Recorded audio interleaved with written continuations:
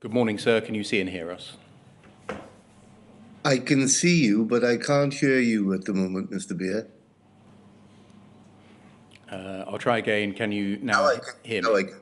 Yes. Excellent. Thank you very much, sir. And we can see and hear you. May I call Lord James Arbuthnot, please? Of course. I do solemnly, sincerely, and truly declare and affirm that the evidence I shall give shall be the truth, the whole truth, and nothing but the truth. Thank you very much.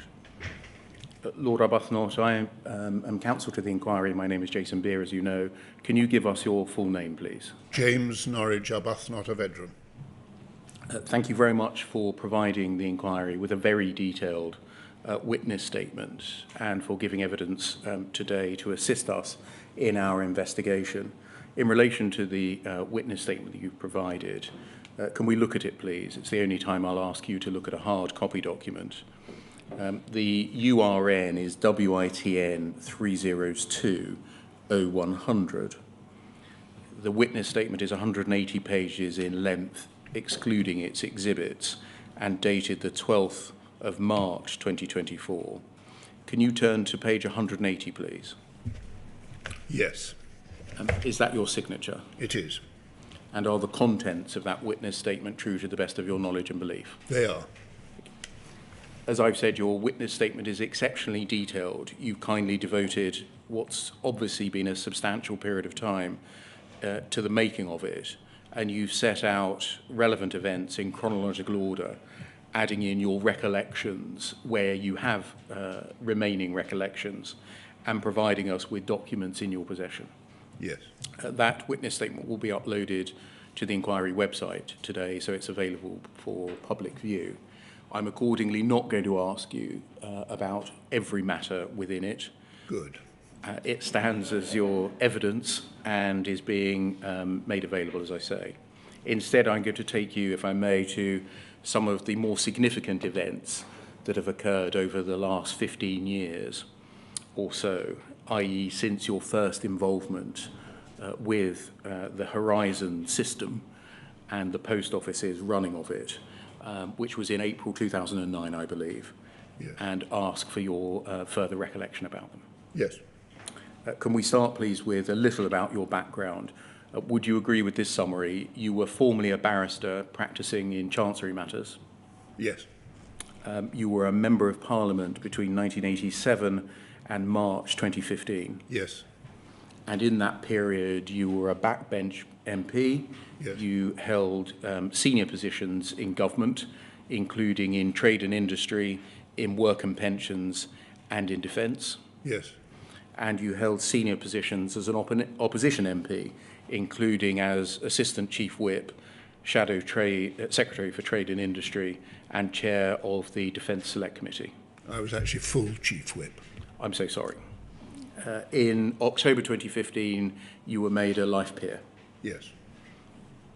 You have been extensively involved in and played a significant role in the investigation of the Horizon system, the use of data from that system to prosecute and bring civil proceedings against sub-postmasters and Crown Office employees, the conduct and behaviour of Post Office employees, senior executive and board members, the conduct of government, the operation of the legal system and of the courts, and the process of seeking redress and accountability. Is that a fair summary? Yes. That all began, I think, with a coffee morning in your constituency on the 3rd of April 2009. Is that right? Yes. And then I think you learned about the case of Joe Hamilton. I did. Your involvement continues, I think, to this day, not least because you're a member of the Horizon Compensation Advisory Board. That's right. As I've said, your first involvement came about, I think, by reason of being told about Joe Hamilton's case. Yes, it did. And I think you also learned about an article that was being written. It hadn't yet been published, but it was being written by Rebecca Thompson of Computer Weekly. Is that right? Yes. And I think you tell us that you already held that publication in high regard because of some previous involvement in some work that it had done. Yes, the Chinook crash on the Mull of Kintyre. And then later in 2009, you learned about a second case, that of David Bristow, the former sub-postmaster in Odiham. Is that right? That's right. His contract was terminated by the Post Office by reason of an alleged shortfall of £42,000. He suggested that the Horizon system was responsible for the shortfall. Is that a fair summary? Yes. Now, as well as lots of liaison with those who had drawn your attention to those two cases, Joe Hamilton's and Mr. Bristow's, and liaison over permission to use the information that you had been given. I've seen all of the correspondence where you sought such permission. Would it be right that the first significant step that you took was to write to Lord Peter Mandelson, who was then the Secretary of State for Business, Innovation and Skills? Yes, that's correct. Can we look at that first significant step then? The document will come up on the screen. It's Poll 2011 4298.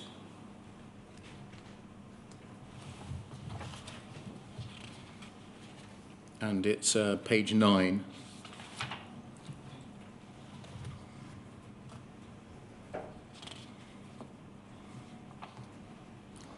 And if we can just enlarge so we can see the text.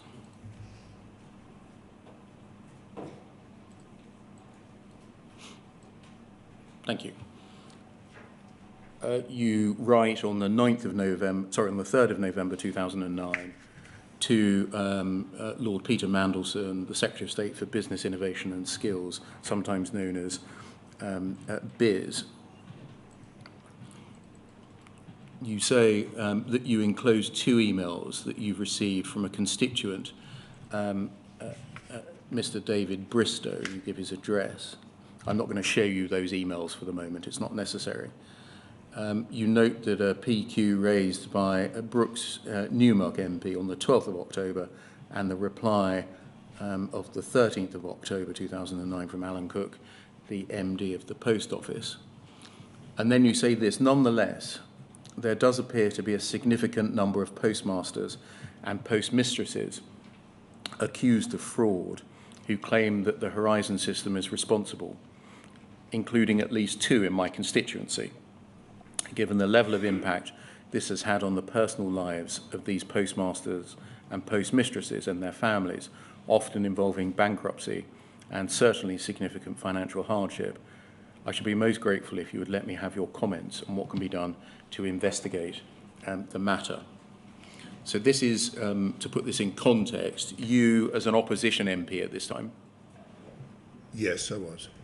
Writing to the then Secretary of State, drawing his attention directly to the suggestion that Horizon was responsible for shortfalls which were being laid at the door of sub-postmasters by accusations against them of fraud. Yes. And why were you writing, may I ask, to the government rather than to the Post Office, who ran this Horizon system? Because the government owned the Post Office. I think you followed this up with a chaser. If we look at page 3 of the pack here, same clip, and if we can just expand that a little bit.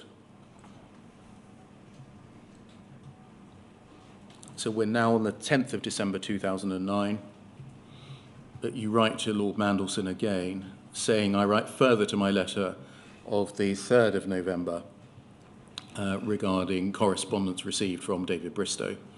I enclose a copy of my previous letters and the two emails to which it refers. I also enclose two subsequent emails from Mr. Bristow and an email from a local councillor, John Kennett, describing the circumstances of the second post office in my constituency affected by the Horizon system, Joe Hamilton of the South Warnborough Post Office in Hampshire. I've not yet received a reply and should be most grateful if you'd let me have your comments on the matter. I also request reassurance that BIS, that's Business, Innovation and Skills, the department, will investigate this matter fully and take action as and where appropriate. Given the urgency of Mr. Bristow's situation, I'd ask for your attention as soon as possible and a response by way of letter or, if preferred, a meeting. So you were asking here that the Department for Business Innovation and Skills should investigate the matter. Again, may I ask, why were you asking the department to look into the matter rather than asking the Secretary of State to ask the Post Office to look into the Post Office?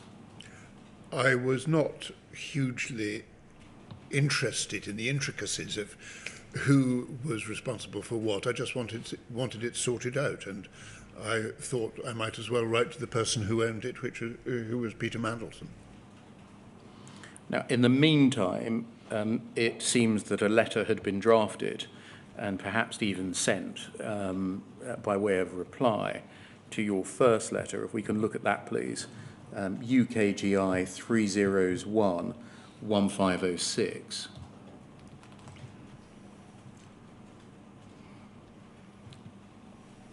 You'll see that this is dated the 5th of December 2009, and presumably this hadn't been received by you by the time you'd sent your letter of the 10th of December. Presumably, yeah. You'll see, if we just scroll to the bottom, please, it's sent by the Minister, Pat McFadden, rather than the Secretary of State, Lord Mandelson. And then if we go to the body of the letter, please. He thanks you for the letter of the 3rd of November and says he's replying as the Minister of State for Business Innovation and Skills. And he says, quote, under the government's postal sector reforms introduced in 2001, Royal Mail, which includes Post Office Limited, was given greater commercial freedom as the management and unions had requested, and government has assumed an arm's length role as a shareholder in a public limited company. Subject to agreeing its strategic plan with us, the board can structure the business as it decides best to meet the challenges of market development and changing customer needs. The issues raised by your constituent are operational and contractual matters for the Post Office and not for government. I understand from the Post Office that errors at the branch have been fully investigated and there's nothing to indicate that there are any problems with the Horizon system. The company's position as regards the integrity of the Horizon system remains as set out in the reply from Alan Cook, to which your letter refers. You'll see that in the second paragraph there, Mr. McFadden took the point, or took the line, that the government had assumed an arm's length role as the shareholder with the Post Office, and that in the third paragraph, that the issues raised by you, which included that a large number of people may have been wrongly accused of crimes when in fact Horizon was to blame, was not a matter for the government. Yes. What was your reaction, if any, to those points? I was frustrated and annoyed, but it was clear that the government was saying that it was really nothing to do with them. And I didn't see at that stage where I could take it. Why were you frustrated? Because I'd wanted what had seemed to me to be something that was potentially an injustice to be sorted out. And since the government owned the Post Office, I assumed that the government would be in a position to sort it out. But they were saying, no, not me, Gov. You tell us in your witness statement that notwithstanding the frustration that you felt at the time, it didn't then occur to you quite how troubling the reply was. Yes. Can you explain what you mean by that? What this arm's length arrangement essentially means is that the government is refusing to take the responsibilities that go with ownership. And I don't think it's right to do that for various reasons.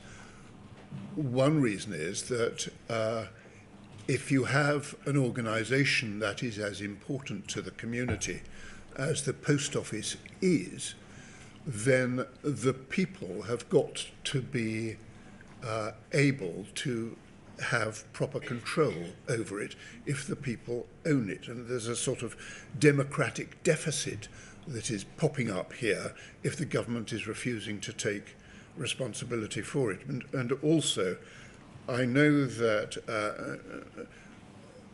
Mr. Henry has been talking about the risks of owning a dangerous dog. You cannot say that the dangerous dog has an arm's length relationship with you if the dangerous dog behaves badly. So the whole process of arm's length control is a worrying one, it seems to me.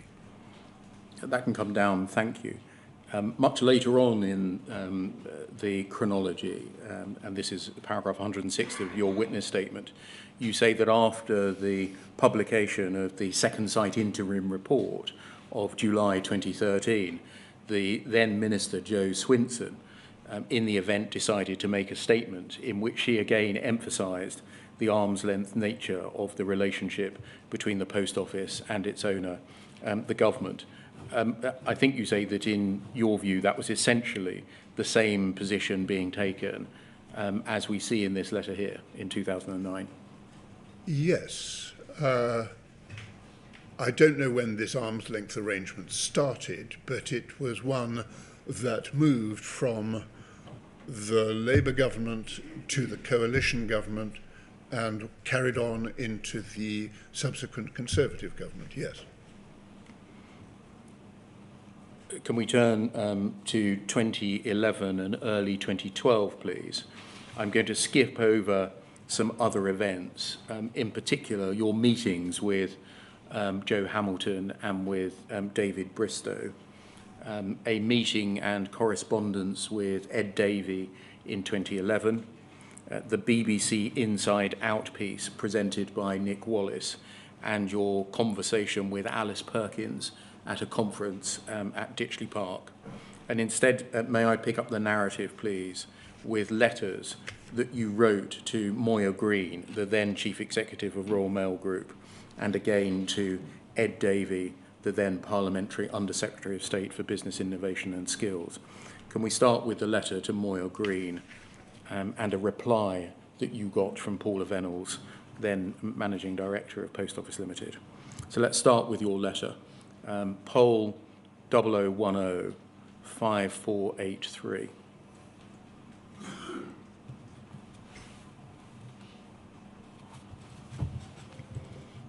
Again, if we can blow that up a little bit, please.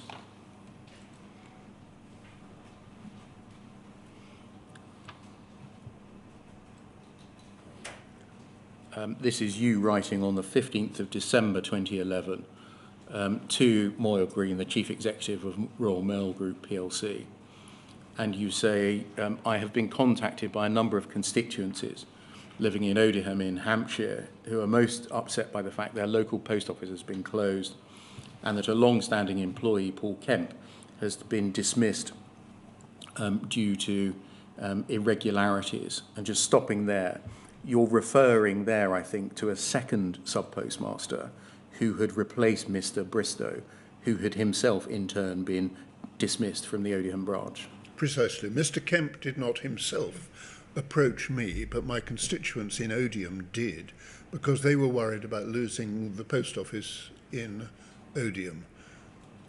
And I think you tell us in your statement that this gave rise to a number of concerns that, in particular, you considered that it could not simply be a coincidence that two sub-postmasters in quick succession at the same branch would be dismissed by the post office over alleged shortfalls.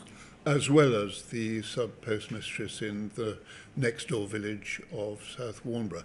Actually, there was something at the back of my mind which continued to trouble me, which was the number of these people who were being told, you are the only person this is happening to.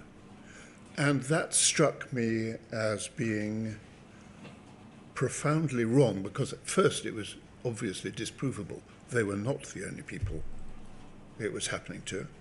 Second, it was isolating those sub-postmasters and sub-postmistresses so they could not get support from others in the same position. And third, it had an element of intimidation about it, all of which set the post office and its way of operating with its sub-postmasters in a bad light. And that was at the back of my mind, even though I didn't put that in this letter. I've skipped over your meetings with Mr. Bristow and Joe Hamilton. You tell us in your witness statement that at a personal level, in the light of seeing them face to face, which is what you had done, you formed a view of them, that they were transparently honest people with integrity.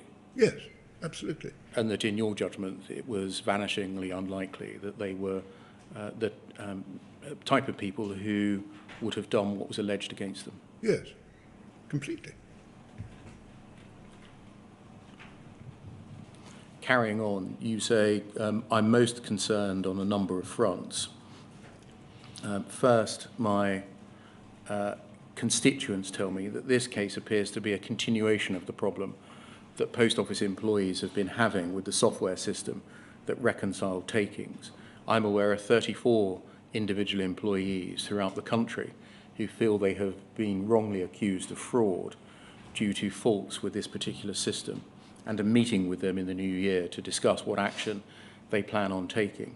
You may recall that this case was brought to my attention in 2008, I think that should actually be 2009, when the sub-postmistress from South Warnborough, that's Joe Hamilton, in Hampshire faced the same situation. It's not been rectified, a situation which does not bring credit to the Royal Mail. I'm also writing to the Minister to make him aware of this, and we'll look at that in a moment. And then you deal with a separate point about the closure of the branch in Odiham. Overall, in this letter, you were raising the Horizon issue, not just in the context of the Odiham post office, but as a much broader point. Would that be fair? Yes. Can we look at the reply, please? Poll 0010 7698.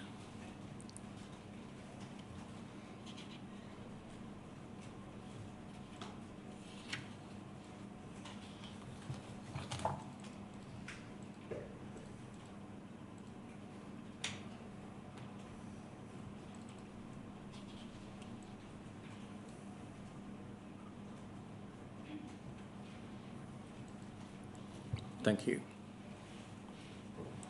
Thank you for your letter of the 15th of December addressed to Moya Green. That's the one we've just looked at. As Managing Director of Post Office Limited, Moya has asked me to reply to you direct. And if we look at the foot of the page, over the page, we can see that it's a letter from Paula Venables. Yes. And then back to page 1. So 9th of January, Paula Venables is writing back to you. The first page of this letter is about the last paragraph of your letter, about the opening and closing of the branch in Odiham. So I'm going to skip over all of that because it's about whether and in what circumstances there should or should not be a post office at Odiham. And then over the page, Ms. Venables addresses the wider issue that you raised. Turning to your more general comments about the Horizon system, we handle large sums of public money as well as the money entrusted to us by the 20 million people who visit our 11,500 branches each week. There are a small number of previous and existing sub-postmasters, including Mrs. Hamilton, who used to run the South Warnborough post office, who allege that financial discrepancies at their branch are due to a fault with the system. We're also aware of the activities of a group called Justice for Sub-Postmasters Alliance, JFSA. There's been no evidence to support any of the allegations, and we have no reason to doubt the integrity of the system, which we remain confident is robust and fit for purpose. She hopes that that has clarified the position. You described this in your witness statement as being given the brush off. Yes. You say in your witness statement that the sub-postmasters that you had met seemed to you to be transparently honest. Yes. That there was no suggestion that the introduction of a new computerized accounting system had thereby uncovered previously hidden fraudsters. No.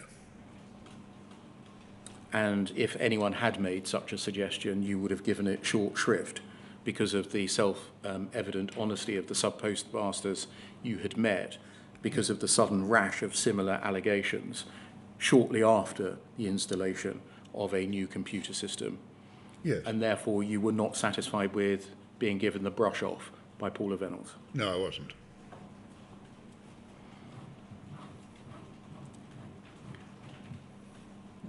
Can we turn to the letter to government that you wrote to Ed Davey, UKGI 401395?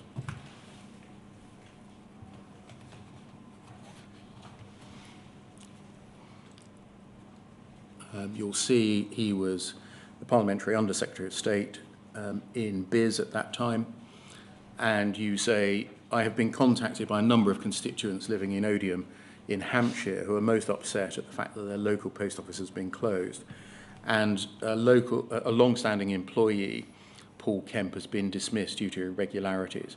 I'd be most grateful if you would look into these matters, these related matters, a matter of urgency.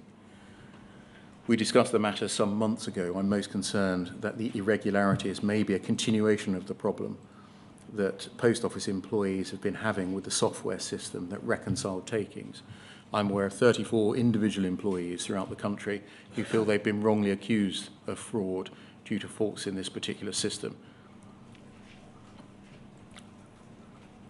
You say that it's a situation that's not been rectified, a situation which does not bring credit to the Royal Mail, and you note that you're writing to Moya Green. And then you take up the point in the last paragraph about the closure of the post office, irrespective of the other issues that you raised. So in this letter, would you agree you're drawing attention to the suggestion that Horizon is to blame for the losses that are being laid at the door of the sub-postmasters? Yes. You're making it clear, would you agree, that this is a countrywide issue? Yes. And you refer to your previous correspondence. Did Mr. Davey ever reply to you? I don't think he did, but I referred in this letter not only to my previous correspondence, but also to a face-to-face discussion at the top of the second paragraph that I'd had some time before, when I must have raised it with him. But I don't think he replied to me, probably because he was told that Paula Venables was replying to me herself.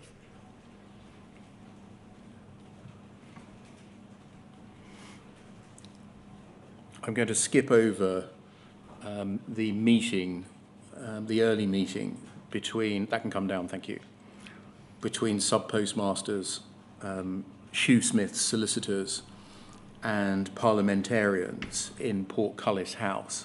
Yep. On the 27th of February 2012. That's addressed in paragraphs 37 and 38 of your witness statement, and in detailed minutes of that meeting. There's no need to display this. On SMIS 40247 at pages 4 to 7. But in short, you chaired the meeting.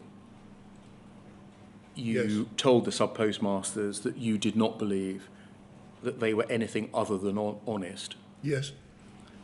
and that the post office's line, as you described it, that there was nothing wrong with Horizon, was wholly implausible. Yes. Is that a fair summary of the meeting? It is. And what was the idea of the meeting between sub-postmasters, shoesmiths and parliamentarians? One MP alone can't achieve much, but if there is a nationwide issue, then getting more than one MP together makes for much greater effect, as we can see. This led, I think, to a meeting with Alice Perkins and Olwyn Lyons and you very shortly thereafter on the 13th of March 2012, is that right? Yes. And I want to explore briefly with you a meeting that you had with Alice Perkins and Olwyn Lyons. So the context, I think, for the meeting was a written communication, an email that you'd sent to Alice Perkins on the 23rd of February. If we can just look at that, please. Poll 00105470.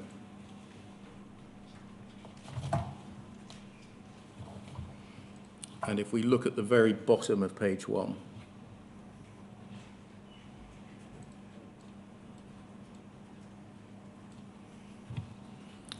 you say on the 23rd of February, "Dear Alice, you may remember that when we last met at, I think, Ditchley Park," that's the conference that I mentioned earlier, "I mentioned the issue of the Horizon computer system in use at sub-post offices throughout the country.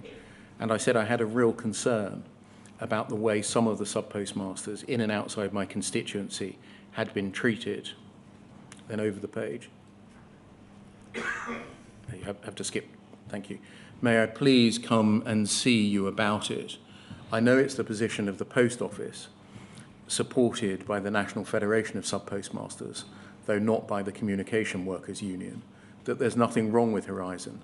I'm deeply sceptical about this, and I hope I can persuade you to look afresh at the matter rather than accepting there should be a closing of ranks around the computer." So you end this saying you're deeply sceptical about the post office's position. There's nothing wrong with Horizon. And the purpose of the meeting that you were seeking was to persuade her to look afresh at the matter. Is that right? Yes. You say rather than her accepting that there should be a closing of ranks around the computer.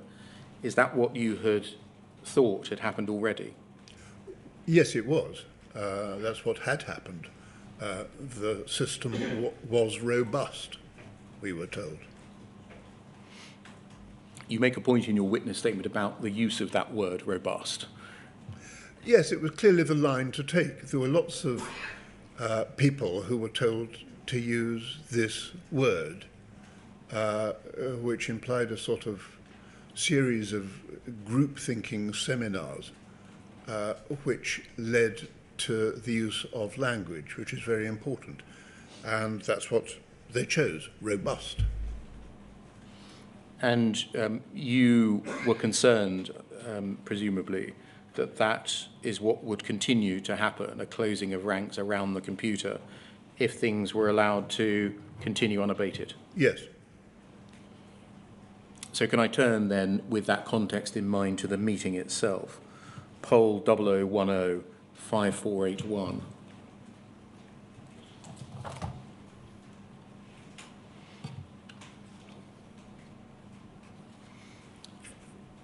It's the three of you. We can see from the top, you, Alice Perkins and Olwyn Lyons. Paragraph 1, you started the meeting by explaining why you were concerned about the Horizon system and the support that sub-postmasters receive from the business when they're faced with a discrepancy in their accounts. You told us about, the minute says you told them about a recent meeting with you and another 8 MPs. That's the Portcullis House meeting that we mentioned. Yes. In which you had met some of the affected sub-postmasters and shoesmiths, their legal representatives. If we just scan through paragraph 2, that's Olwyn Lyons speaking. paragraph 3, Alice Perkins inviting you to visit the model office to see how Horizon works. You in paragraph 4 making a counter proposal to come to Old Street, so offering to come to Old Street, but accompanied by a computer expert, possibly somebody from Computer Weekly. And you made the point that you put credence on their opinion because of their involvement in the Chinook helicopter crash inquiry, and that you told them that Computer Weekly had also been sceptical about Horizon. And then paragraph 5, something I just want to concentrate on. It says, it records, and this is the Post Office's own note, Alice Perkins explained that the system had been independently reviewed by several people, including the Royal Mail Internal Audit and Deloitte, who had no relationship with the business or Fujitsu. And you are recorded as saying that you were not convinced that this had been done by IT experts. From this minute, I suspect you've got no recollection of the meeting itself. You are correct. But from the minute, would you understand that you were being told that Royal Mail Group internal audit was independent of the Post Office? Yes, I would have been sceptical about that independence. And then secondly, that there was a separate audit of Horizon by Deloitte. Yes, because there was something inherently implausible about a new computer system being completely fault-free. Have you, to this date, ever seen such an independent audit of the Horizon system completed by Deloitte before the 13th of March 2012, when this meeting took place? No.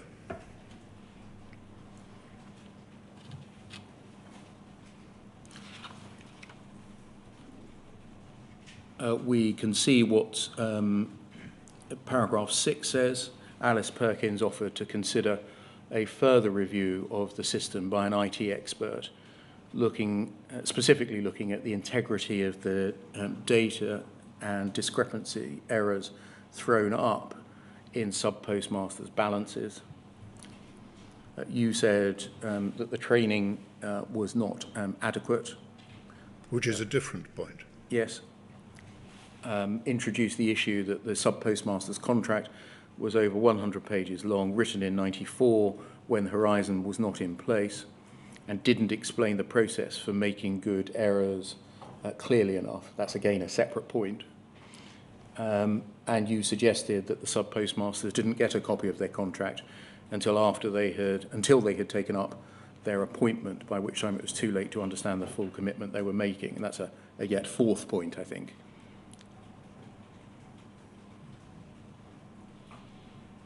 And then we can see what's discussed in paragraphs 8 and 9, and then over the page at 10. In closing, you informed Alice Perkins that there had been discussion about an adjournment debate on the topic. What's the purpose of mentioning that kind of thing? Well, just to say that if there were 8 MPs involved in the meeting with shoesmiths and sub-postmasters, then raising it in Parliament would be a good way of bringing publicity and ministerial attention to an issue that was clearly important. So is it a sort of an attempt to drive action by the Post Office? Yes, it must have been. Not that I'd ever done an adjournment debate by that stage, but nevertheless, I suppose that was what I was doing, yes. I.e., this needs to be taken seriously. Yes. One of the consequences, if it's not, may be an adjournment debate. Precisely. Can we look, please, as matters, and I'm dealing with this part of the chronology in some detail because it may be important in due course, at a letter of the 4th of April, that in fact you weren't copied into, but Can we look, please, at poll 0010 7710?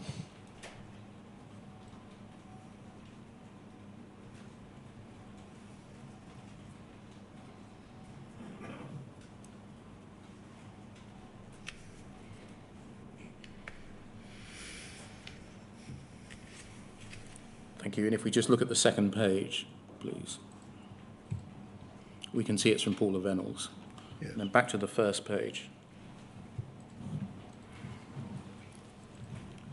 It's a letter to Oliver Letwin of the 4th of April 2012. And I just want to see whether what is being said by Miss Venables here is reflective of the kind of thing that Miss Venables and other senior executives at the Post Office were saying to you at this time in the spring of 2012. Oliver Letwin, just for context, was one of the MPs who was amongst the group who was seeking to pursue this matter in the same way as you. Yes. Ms Venables says, Dear Oliver, I understand you raised a query on the robustness of the Post Office Horizon system yesterday with Moya Green. I'm grateful to Moya for passing this query on to me. And then Ms Venables says this: the Post Office takes very seriously any perception that there is an issue with the accuracy of the Horizon system. There isn't. The Horizon system has been rigorously tested using independent assessors and robust procedures. The independent assessors point, is that the kind of thing that was ever said to you? Oh, probably. Although, I mean, I can't remember the words being used, but probably if that was what they were saying. Were they ever named? I mean, we saw in the meeting that it was said that there was an independent audit commissioned or carried out by the Royal Mail Group's audit function and Deloitte's. These independent assessors, can you remember whether any other names were given? Well, it's 12 years ago now. I can't remember whether names were used. It was the independents that I would have been interested in rather than the names. Yes. And we'll see that there's a very firm line taken in the first part of that paragraph. Yes. Seems odd. And then paragraph 3.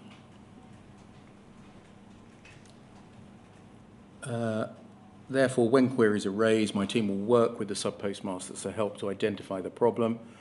Very often the missing, in inverted commas, funds are a keying or balancing error that can be put right, and training given to ensure it doesn't happen again. These checks and procedures resolve virtually all discrepancies satisfactorily. So that's saying it's the sub-postmaster's responsibilities or fault, essentially. Yes. However, in some cases, which fortunately are very few and far between, we've had to prosecute sub-postmasters for theft or false accounting and provide evidence which substantiates our legal position. In every instance, the courts have found in our favour. Now, that's a false statement there, that in every instance the courts have found in our favour. It's just not true. Would you have known at the time that that was a false statement? No, I wouldn't. Would you, if a senior executive of the Post Office was writing to you on Post Office headed paper and formally as an MP, and said, in every instance the courts have found in our favour, accept at face value what they were saying? Yes, I would. I would expect public officials, as Paula Venables was, to tell the truth.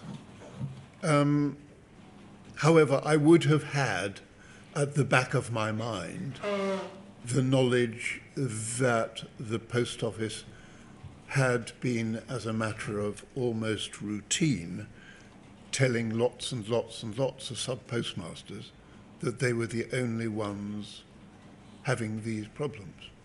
That would have been at the back of my mind, I think. So I might have had some question about what they were saying. Thank you, that can come down.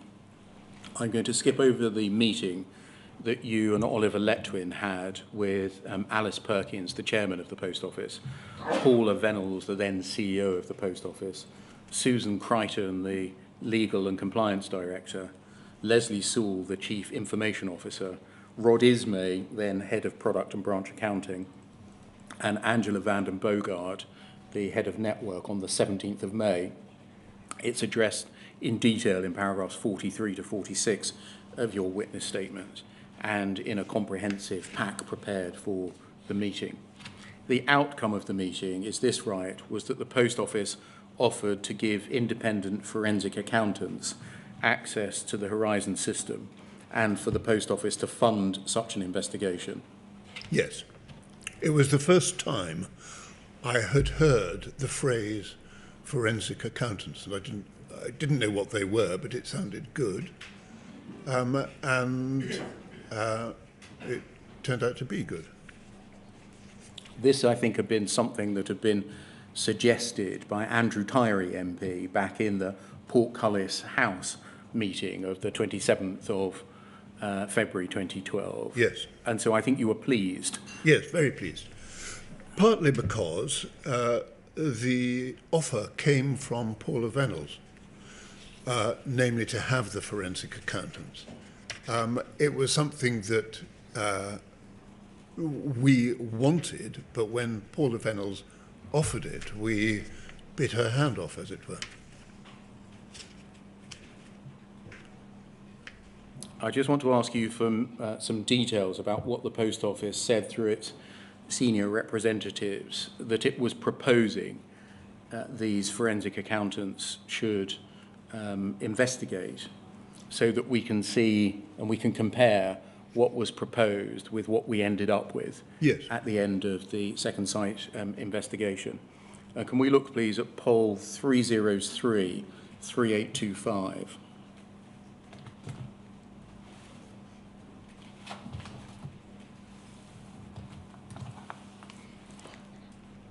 This is something that I don't think you would have seen.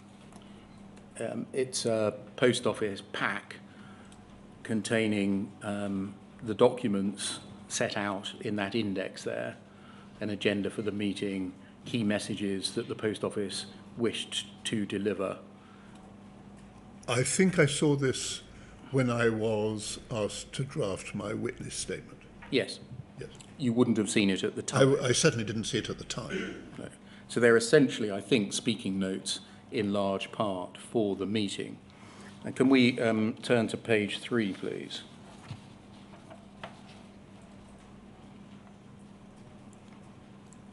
We can see the key messages to be delivered by Alice Perkins under the Who column in the introductions to the meeting. Thank you for coming today. The people round the table are... We understand you raised some concerns. We take this issue very seriously. This impacts the lives of individuals, public money's at stake, so is our reputation. We're open to feedback. We'll provide you the information we have available. Our aim is to be open and transparent. We're hoping you'll find that we're handling these issues openly and fairly. Would like your advice as to how we best approach those who are sceptical. We're constantly looking at ways of improving our IT systems and support we give. And then this, our IT systems are routinely audited and our recruitment and training processes are independently reviewed so that we can make improvements. We'll be exploring in due course the accuracy of that, IT systems being routinely audited. And then reading on, we're also considering an external audit of our end-to-end processes, systems and data. I'll come back to you at the end of the meeting to get your views. Is that the offer, we'll come back to the later minute in a moment, that you were pleased about, an external audit of our end to the processes, systems and data? No. I think that came later in the meeting. This was the introductory spiel. And so I think the key messages involving the appointment of an independent forensic accountant came later.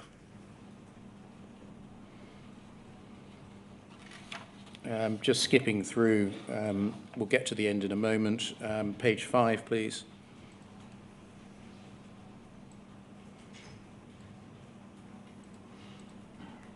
This is Leslie Sewell speaking.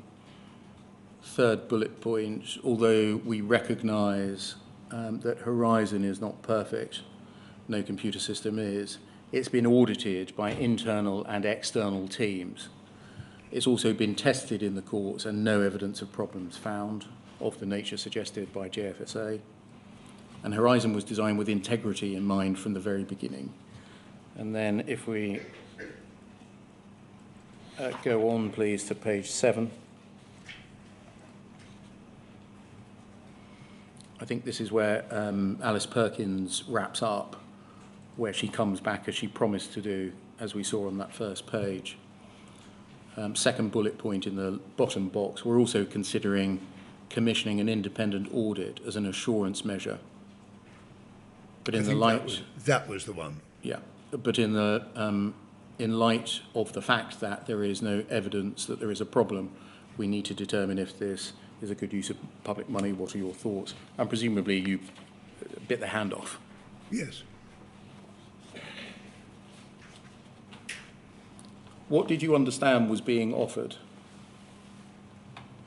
That there would be an independent deep dive into what had gone wrong with these sub-postmasters who had been prosecuted or made to pay money. And that was exactly what Andrew Tyree had suggested and what we needed, that somebody other than the Post Office would be looking into the workings of Horizon. So that would involve, would this be right, looking at Horizon as an entire system, the end-to-end process involved?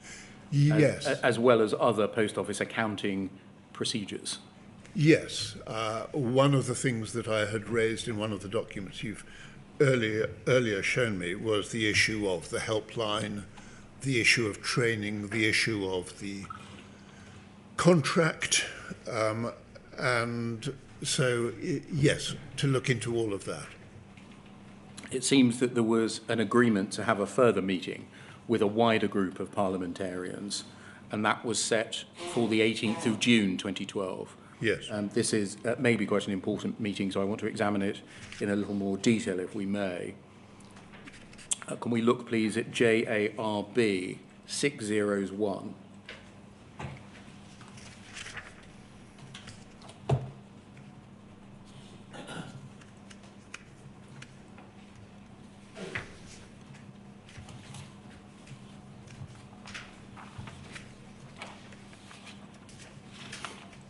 I think these minutes were taken, is this right, by Janet Walker, your then Chief of Staff? Yes, that's correct. And we'll see that there are 6 MPs present, including you and Mr. Letwin, plus representatives from 3 other MPs. Yes. So 9 MPs in total, either present or represented. Yes. And then 4 Post Office people present, Miss Perkins, Venables, Vanden Bogart, and Lyons. Yes. And then scroll down, please. You introduced the meeting, which was limited to MPs and the Post Office personnel only. The issue of problems reported with the Horizon system has given rise to controversy dating back a number of years. Many MPs' constituents have been prosecuted for false accounting, theft and fraud, many protesting their innocence. Meeting was convened in February at the House of Commons, attended by MPs and their constituents, at which this matter was discussed. That's a cross-reference to the 27th of February meeting at Portcullis House. Yes. Following this meeting, you had several private meetings with Ms. Perkins and her colleagues to discuss how the issue might best be approached and resolved. And that's a cross-reference to the meetings that we've just looked at. Yes. Alice Perkins gave background information and the Post Office's perspective and introduced her colleagues.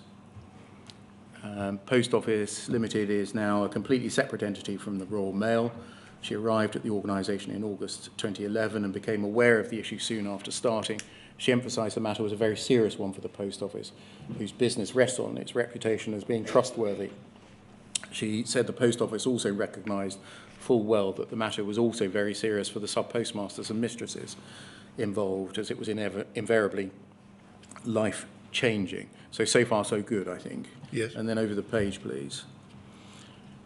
She said that now was a time of enormous change at the Post Office and that it was important to give MPs confidence in the business and its reputation. Again, I think so far so good. She stated that the matter involved treading a tightrope regarding questions of money. The Post Office and its staff are stewards of large quantities of cash. The cash does not belong to the Post Office. It's in transit as it comes through the Post Office. There is the issue of trying not to put temptation in people's way, but in any retail business that is not possible. But what did you or do you understand to be the point being made there about temptation being put in people's way? At the meeting of the 17th of May with Oliver Letwin and me, Alice Perkins and Paula Reynolds had both raised the problem of there being lots and lots of cash lying around in unexpected places. And whether this meant that they thought that led sub-postmasters into temptation and being inherently dishonest wasn't entirely clear, but that was the issue that they were raising, I think. And we never really got to the bottom of that, but that's what she was talking about. We then see that Ms. Reynolds picks up the temptation baton and says, she said that temptation is an issue, but that trust in the Post Office as a brand is absolutely paramount. Post Office needs competent, trustworthy people on staff, and its processes and systems must be transparent and must work well. So again, at the moment, the focus, I think, is all on the honesty and trustworthiness of the postmasters. Yes. Of the 11,800 sub-postmasters and mistresses currently employed, only a tiny number are presenting as cases where there's an issue of alleged fraud involving the Horizon system. The problem, therefore, is relatively very small.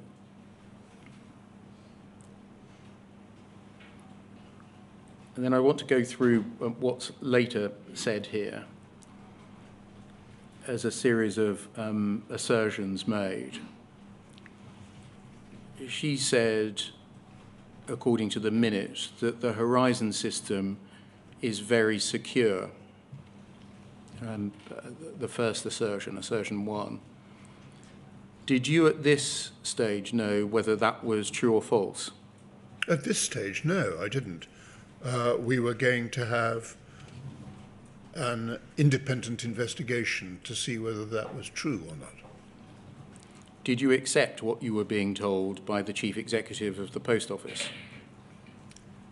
I did not accept that the Horizon system was very secure, no. That was a matter still to be investigated. Can I turn to the second assertion, assertion two? Every keystroke used by anyone using the system is recorded and auditable. Did you know whether that was true or false? I didn't know whether that was true or false. That was a matter still to be investigated. Did you accept what you were being told by the Chief Executive of the Post No. Office?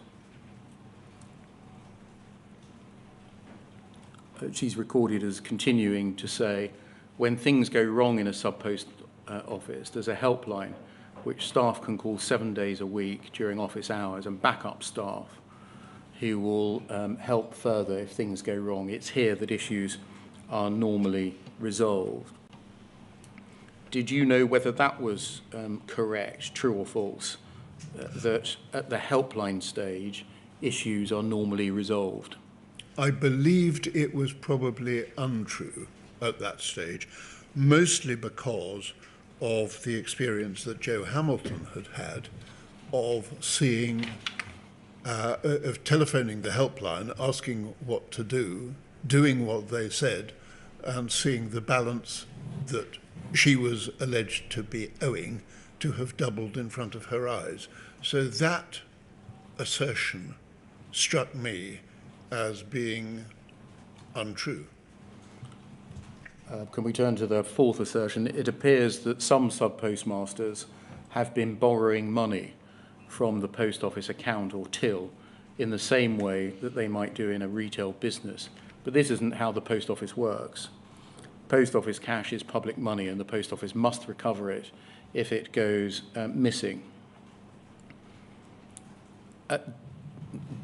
Did you or would you take from what is recorded as being said there that the issue, according to Ms. Venables, was with postmasters putting their hands in the till rather than with Horizon? Well, it's clearly possible that that might have happened in some cases. But if you don't have a robust, to use the word, Horizon accounting system, you can't be sure whether it has happened. So I thought it might have happened in some cases, but to say that it happened in a lot of cases struck me as being needing to be examined and tested. And then the fifth assertion, every case taken to prosecution that involves the Horizon system thus far has found in favour of the Post Office, assertion 5.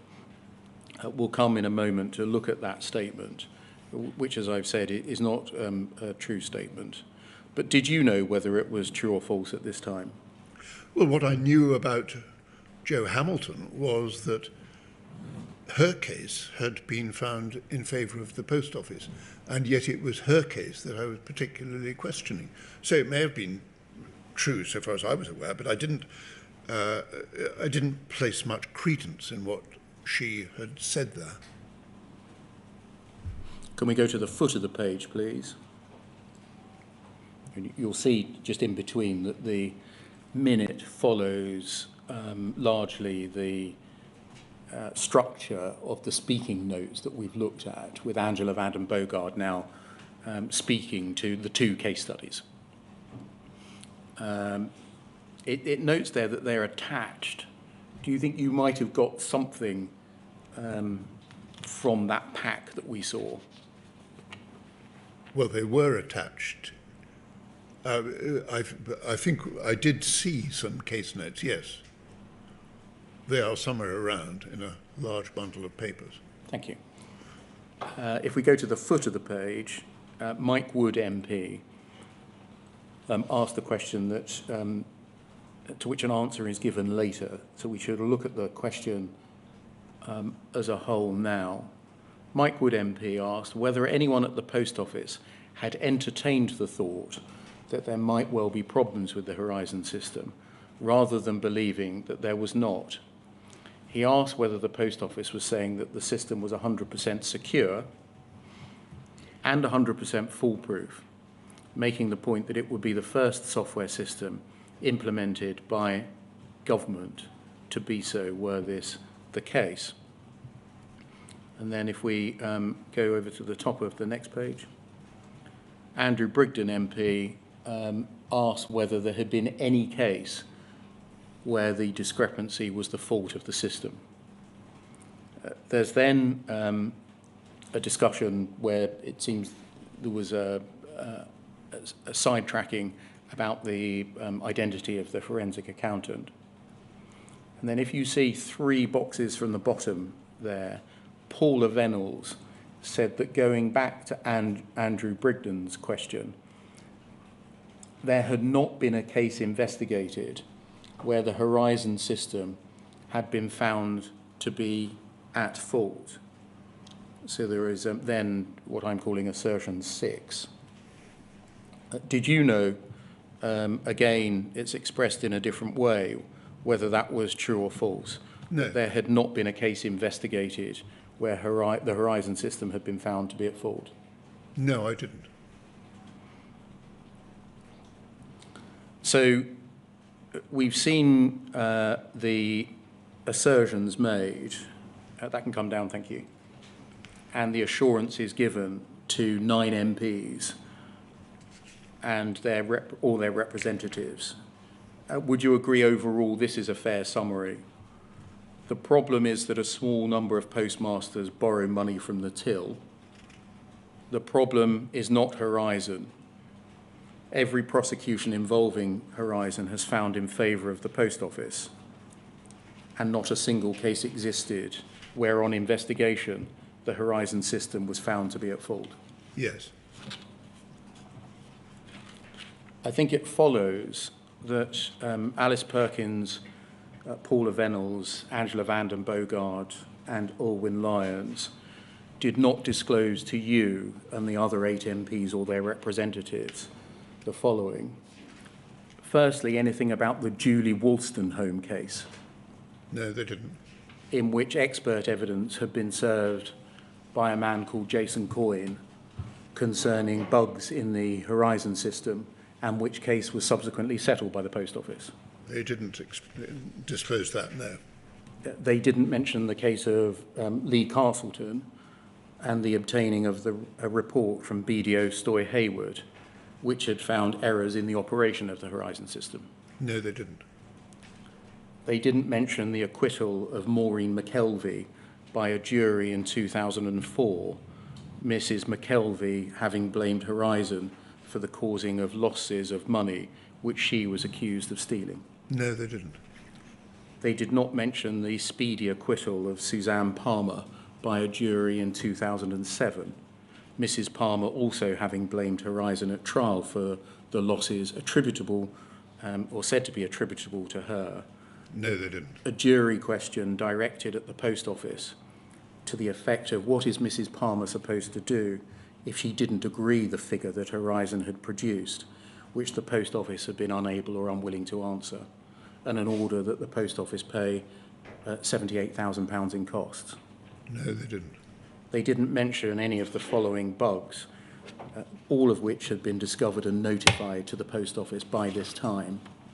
The Calendar Square bug, sometimes known as the Falkirk bug, operative by the Post Office's admission between 2000 and 2006, and on the findings later of Mr. Justice Fraser until 2010.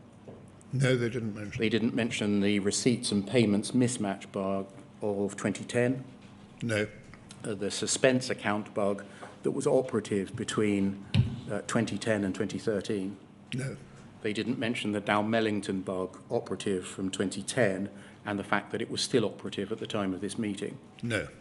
They didn't mention the Remming in bug operative in 2010 or the Remming out bugs operative in 2005 and again in 2007. No. They didn't mention the local suspense account bug operative in 2010. No. The reversals bug operative in 2003. No. The gyro bank discrepancy bugs operative in 2000, 2001 and 2002. No. They didn't mention that consideration had been given to the commissioning of an independent expert review and report on Horizon in December 2005 and again in March 2010, but that on each occasion the Post Office had decided against it, on the latter occasion seemingly on the grounds that it might be disclosable in criminal proceedings. They didn't mention that. They didn't mention problems with the so-called ARQ data and whether those issues should be revealed to criminal courts who are hearing criminal charges against sub-postmasters based on ARQ data and of which the Post Office have been notified? No. Does it follow that your state of knowledge at this time, based on what the Post Office board member and executive members were telling you, was that you were unaware of any bugs, errors or defects which had been detected in legacy Horizon or which were then evident and emerging in Horizon Online? Yes, I was unaware. I think we were all unaware, but Mike Wood was raising the question, is this the only absolutely perfect computer program in existence? You were unaware of the problems with the so-called ARQ data and its presentation to criminal courts? Yes, completely unaware of that. So that's an appropriate moment if it's convenient to you to break in this line of questioning. Certainly, Mr. Beer. I'll just ask you, Lord Arbuthnot, if I may. We reached the summer of 2012, and it may be that Mr. Beer will pursue this further, but just so that now that it's stuck in my mind, can I ask you this? In any of these discussions, was the role of Fujitsu mentioned at all? It's hard to remember precisely when Fujitsu's role came up. Certainly it was raised at some stage, and I believe it had been raised before now, yes. Right. But I can't remember exactly when it was first raised. But were you given a kind of summary, for want of a better description, of the role that Fujitsu might be playing in providing information which permitted the Post Office either to prosecute or take disciplinary action against sub-postmasters? No, I don't think I was, not at this stage. Fine. Then I won't ask you anymore, and if Mr. Beer wants to take it up, then he may. But I was just conscious that in the documents we looked at, which may only, of course, be a small representative sample, there was no reference to Fujitsu. So I just wanted what your memory was about it. Thank you.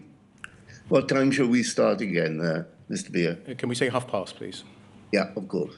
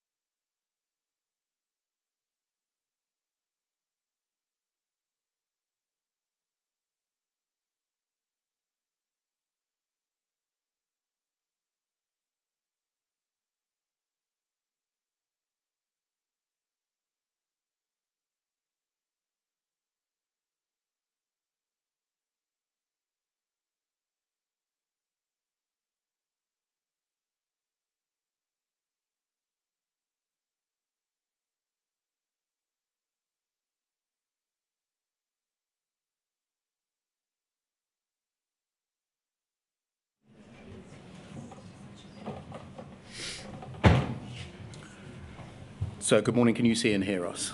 Yes, thank you, yes. Lord Arbuthnot, in my list of 16 or 17 things that were not mentioned to you against being told that every prosecution involving Horizon had found in favour of the Post Office and that not a single case existed where on investigation the Horizon system was found to be at fault, I omitted to include one. That of Miss Nicola Arch, who was acquitted in 2000, so very early on. Was that something that was mentioned to you? No, that was not something that was mentioned to me. I had mentioned the jury acquittal in 2004 of Maureen McKelvey and the jury acquittal of Suzanne Palmer in 2007. That's a third jury acquittal not mentioned. Right. And in that list of 16, now 17 issues that were not revealed to you at the meeting that we were talking about in mid-June, does the same apply to all of the meetings that you had with senior post office managers? And by that I mean the meeting with Alice Perkins and Alwyn Lyons on the 13th of March 2012? Oh yes, the same applies. I was not told, here is a list of bugs that you ought to take into account. No, they failed to do that. And I might divide it into three. One is civil and criminal cases. The second is bugs. And the third is consideration in the past of independent investigations. Absolutely. They did not do that. And does the same apply to the meeting with Alice Perkins and Paula Venables on the 17th of May 2002? Yes. In all of this time, did any of them ever mention the facts and matters which I've listed, 16 or 17 of them? No. Now, at this, or in preparation for this meeting of the 18th of June 2012, there was also a prac prepared, just like the last meeting, the 17th of May 2012, by the Post Office.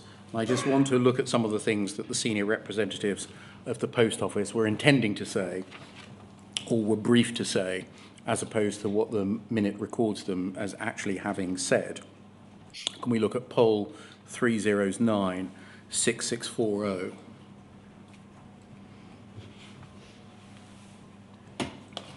Can you see this is in similar format, a pack for the 18th of June meeting?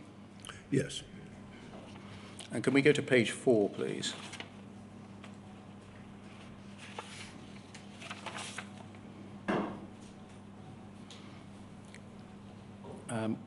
This is the part that sets out the Paula Venables briefing note, speaking note, or lines to take. And can we look at the 5th bullet point, please? Where she is briefed to say, or to include in the meeting, I am confident about the integrity of Horizon. It was built on robust principles of reliability and integrity. It has undergone many external audits, and no problems of this nature have ever been raised. And then on a technical level, one, an audit trail is created for each transaction, which means we can look at all transactions done at the counter and see what happens to them subsequently. Each transaction is protected with a digital signature to prevent change or tampering, which means that if someone was able to penetrate the many layers of security, they wouldn't be able to unlock the seal that protects the transaction. This prevents any malicious manipulation, and reconciliation processes automatically detect any problems, which mean if there is a problem, deliberate or otherwise, it would be caught on the reconciliation report. did you or would you take such a statement to mean that remote access to alter the branch accounts was not possible? I would have taken that to mean that, yes. Thank you, that can come down. The conclusion of the meeting was that an independent review or investigation should be undertaken. Yes. You address in your witness statement and the documents exhibited to it the process by which Second Sight came to be appointed. And can I just summarise and see whether this is correct, please? Firstly, Second Sight was identified by Susan Crichton of the Post Office, and that was because she had a previous connection with Ron Warmington at GE Capital. Yes. It was identified that it was necessary for relevant MPs and the sub-postmaster community, including Alan Bates, who was by now undertaking a leading role in representing some of the sub-postmasters, to be satisfied as to the competence and independence of Second Sight. Yes. And therefore, meetings took place, firstly on the 4th of July 2012 between Second Sight and 5 MPs, including you, which was essentially a species of vetting interview. Yes. Secondly, on the 12th of July 2012, between Second Sight, you, Alan Bates, and Kay Linnell, a forensic accountant. Yes. And then there was a series of exchanges of correspondence between you and Alan Bates, which I'm not going to address. But it's the long and the short of it that MPs, through your offices, started to send cases individual cases to Second Sight after their appointment. Yes, and although it may have been via me or my office, probably was. And so you were a hub. I was. For the forwarding of such cases. Yes. I think it's right that your office didn't vet or decide which cases should go forward or not. No, we would have been in no position to do so. Can I turn to some early reporting back from Second Sight? I think it's right that in March 2013 you received some early feedback from Second Sight on the investigations that had by then taken place. And this caused a meeting to be scheduled for the 25th of March 2013 at Portcullis House. In advance, you wrote a letter to Alice Perkins on the 7th of March 2013, and I'd like to look at that, please. Poll 309 7588.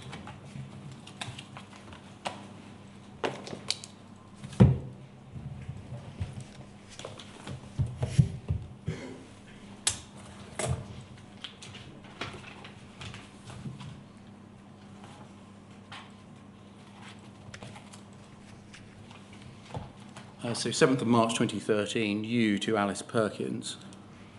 And if we can blow up the text, please.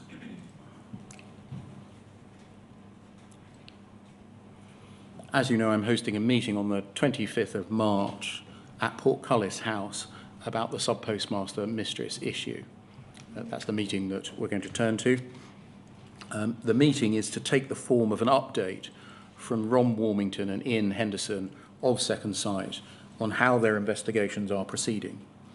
I wonder if you might be free to attend, along with any of those of your colleagues that you deem it's appropriate to invite. I've invited all MPs who have constituents who've raised this matter with them. Alan Bates, who heads the Alliance for Justice of Sub-Postmasters, and Kay Linnell, who is working with him. I do not propose inviting the media. And then we can scan over the remaining paragraphs on that page. And go over the page, please.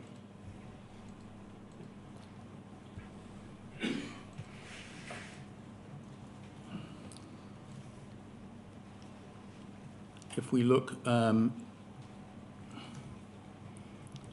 you say at the top of the page, I'd like to raise two matters, and these are things that may need a conversation between you and me before the meeting. In my discussions with Ron and Ian, I gather that questions have been raised over the absolute integrity of Horizon, though without there being so fundamental as to say that the system is not fit for purpose.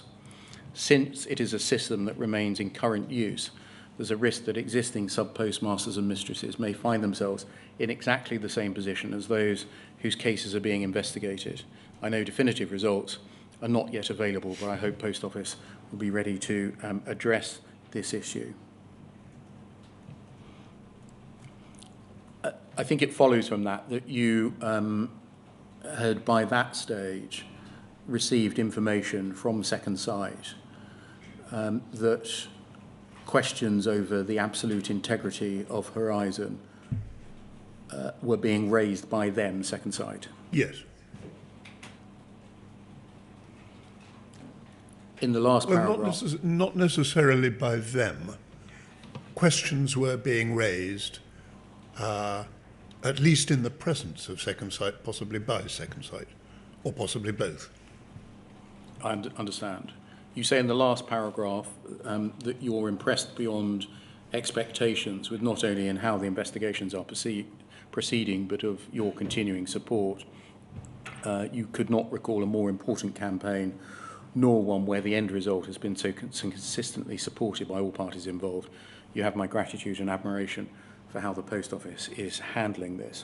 You tell us in your witness statement that at the early stages of the Second Sight investigation, you believed, and this is my summary, not yours, that the Post Office was entering into the enterprise in good faith. Yes. Did that remain your belief? By this stage, yes. By the time I wrote this letter, I certainly did believe that. We'll come later to the when seeds of doubt started to be sown. Yes. But can you identify in summary what those seeds were and when they occurred? The summary of the seeds of doubt arose through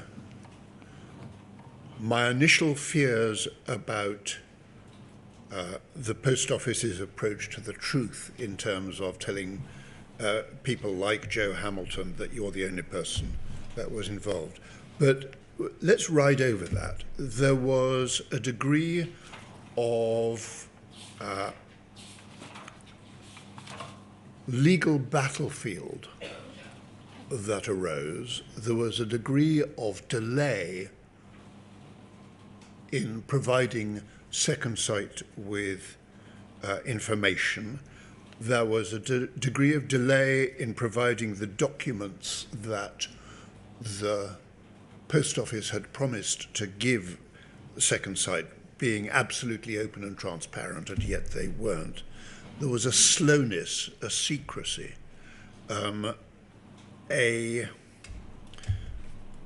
general slowing everything down that worried me.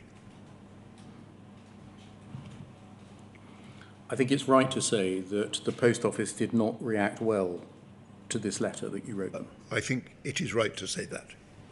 Can we look at what you say about that in your witness statement, please, at page 42?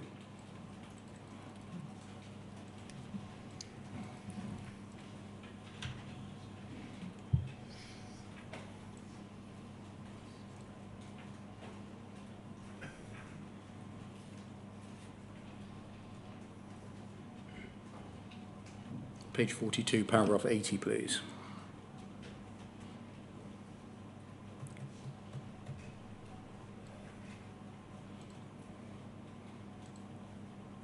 Foot of the page. You say, my letter caused strong pushback from the Post Office, and on the 19th of March there was a meeting between myself and Alice Perkins.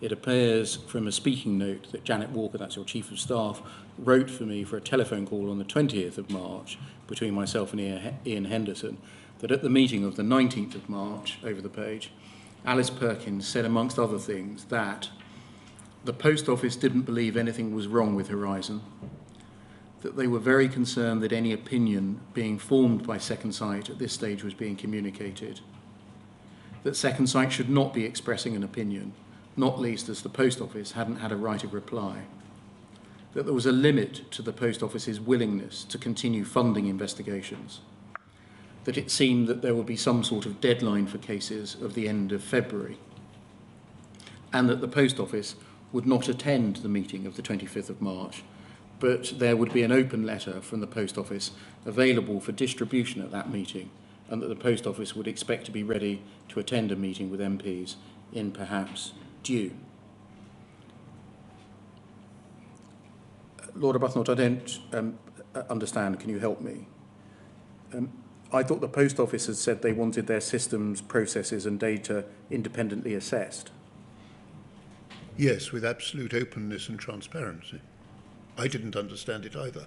I was a bit surprised because I thought my letter to the Post Office of the 7th of March had been rather a nice one. So They'd said that they were invested in securing the truth and that they wished to be open and transparent with sub-postmasters and with the public. And yet here was the chairman saying to you that the independent investigators should not communicate their opinions, that their funding may be withdrawn, and that they were pulling out of a meeting. yes, which didn't sit well with the way that Second Sight had been appointed, which was almost a joint exercise between the Post Office and the MPs and the JFSA. And yet it seems that the Post Office was saying that Second Sight were not to talk to us, which seemed to us to be odd and wrong. So the meeting went ahead without you, with you, with other MPs, with the JFSA, and with Second Sight, but without the Post Office. Yes. And we've got your speaking notes for that meeting, your Chief of Staff's minutes of that meeting, and Second Sight's speaking notes. I just want to look at the last of those, which is JARB 5047.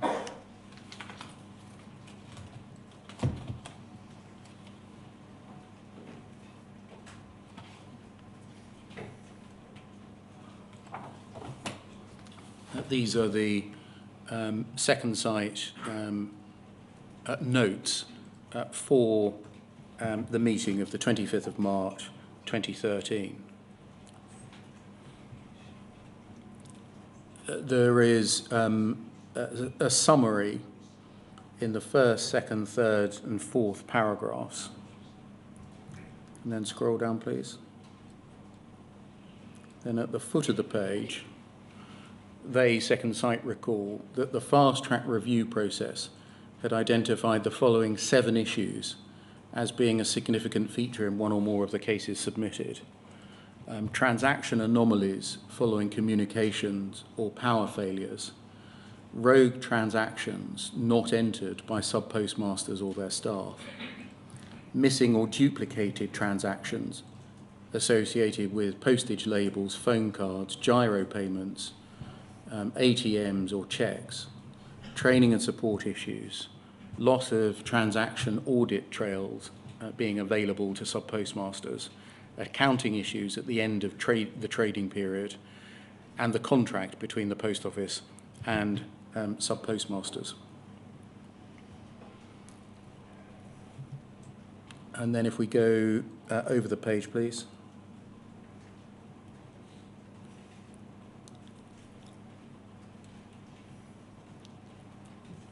They said the investigation is progressing well. A number of difficult issues have been satisfactorily resolved, and an excellent working relationship has been established with both JFSA and Post Office. Second Sight has regular meetings with senior representatives of the Post Office and is grateful for the support the Post Office is providing. The investigation is complex and involves looking at events that occurred over a long period of time, some cases 7 or 8 years. We're still at the evidence gathering stage, particularly for cases submitted in the last few weeks. Too early for us to reach even preliminary conclusions on the matters under review. This is a fact-based investigation involving complex information technology. It's important to allow all relevant parties to submit evidence on the matters under review. The 7 features that we saw on page 1, did you understand these to be established or findings by Second Sight at that point? Or is that to be qualified by what's said in this penultimate paragraph here? I thought that they were things that required further work.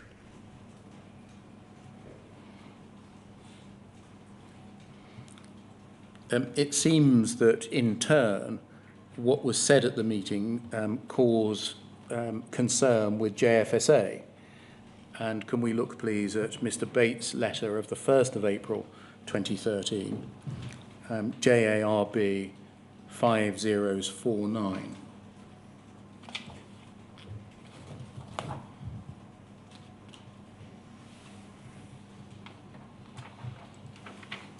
This is a letter to you from Mr. Bates.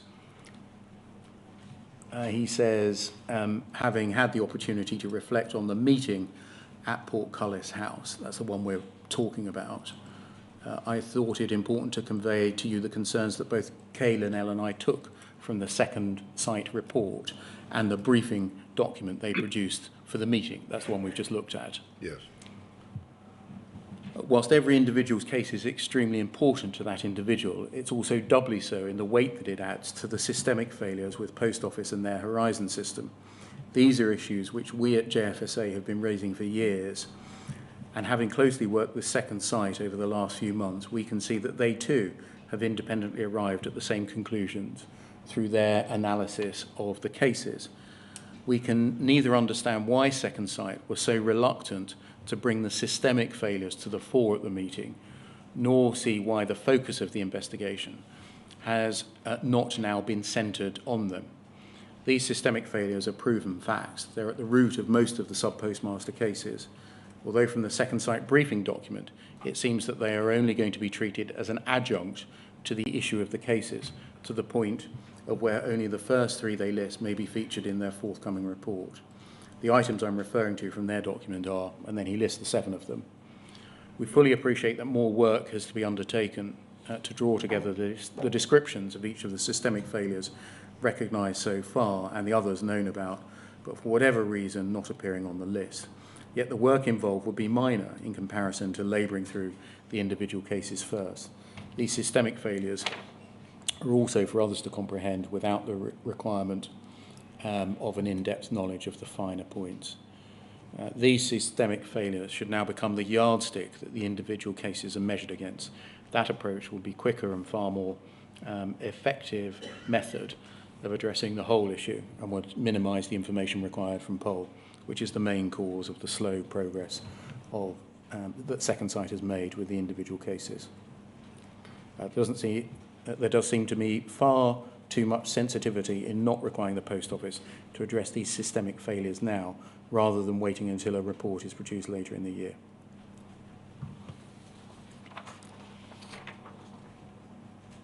In your estimation at the time, were these fair points that Mr. Bates was making? It was probably beyond my technical understanding of the way Horizon worked, but I thought that these were points which certainly needed to be answered both by Second Sight and by the Post Office. There was at some stage a dispute about the meaning of the word systemic, and Second Sight used it eventually to mean a system-wide set of problems, whereas Alan Bates was using it to mean a problem with the system, wherever it struck. And the Post Office grabbed the most favourable to them meaning of the word systemic, and Alan Bates pursued the least favourable to the Post Office use of the word systemic. Did you gain any sense at this time of whether the Post Office's intervention by the letter from Alice Perkins and the refusal to attend the meeting, the strong pushback that you mentioned earlier, had itself had an effect on the strength of view that Second Sight held, or at least the way it was prepared to present such views? I'm not sure exactly what you're asking there. I did think that this was the first time that the Post Office had really objected to what Second Sight was doing, and that might well have a consequence on Second Sight. Thank you. I think that answers the question. You had a telephone conference call with Paula Venables as a consequence of this, for which your Chief of Staff prepared a briefing or speaking note. Can we look at that, please? JARB 5052.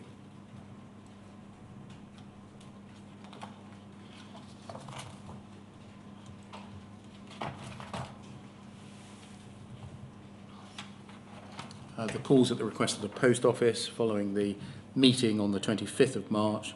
The Post Office is nervous that the MPs are wanting individual cases resolved rather than following the existing approach taken by Second Sight. An earlier meeting with Alice Perkins demonstrated the concern the Post Office had been shown no evidence of problems with Horizon. Final paragraph of this note, Second Sight to Alan Bates, indicates that they may have found something. I should have said that you tell us in your witness statement that you believe that the conversation with Paula Venables went much along the lines of this briefing note.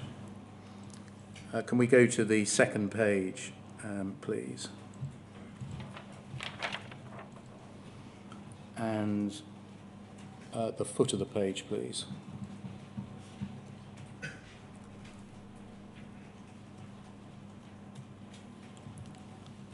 So you're here rehearsing, Mrs. Walker is rehearsing for you the contents of an email exchange between them and Alan Bates under paragraph 2.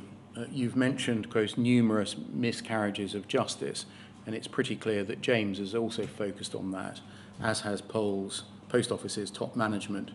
You, Kay, Ian and I all know how much reliance has been placed on the courts, criminal and civil, on the Post Office's assurance, such as, quote, there is no remote access to the system or to individual branch terminals which would allow accounting records to be manipulated in any way.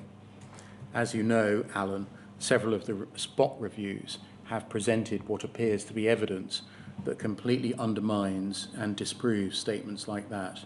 I'm pretty certain that in the event that even one of those spot reviews, for example 5, the Bracknell basement Rudkin one, turns out to be irrefutable, then James will completely understand the implications, as I'm sure will Pole's senior management. Was that issue mentioned by you on the call to Paula Venables? Well, it's hard to be sure of what was said, 10 years ago in a call, but it was a very important issue, and I would have thought it probably was, yes. Remote access would have completely undermined the Post Office's position. And why so? Because if Fujitsu or the Post Office can manipulate a sub-postmaster's accounts without the sub-postmaster knowing about it, then how can you prosecute that sub-postmaster for something which could not be provably down to the sub-postmaster? It might have been an action by the Post Office or by Fujitsu. It would, I think, completely undermine the question of the standard of proof required in a criminal trial. So for you, was it an important or an unimportant matter? It was central to the entire business. And so this isn't a record of the call, it's not a minute made of the call, it's a briefing for the call. Yes. And in this part of it, it's not a narrative of what to say, it's a recitation of an email of about 10 days before Yes. between Second Sight and Mr. Bates, but referring to the Bracknell basement Rudkin spot review. Your evidence, as I understand it, is you believe that this issue of remote access was mentioned, addressed in the call with Paula Reynolds. I think it would have been, yes. Can you not go any further than that in saying the detail that in fact you mentioned? I can't go any further than that because it may well be that at this stage the Bracknell basement Rudkin issue was something which Second Sight was still trying to get final proof about. I can't remember whether at this stage the post office was still denying that that meeting had ever taken place and that Second Sight were trying to get email evidence. I can't remember exactly when that was resolved. Can we turn to a new document, please? Poll 3098379, which is the post office's minute of the call.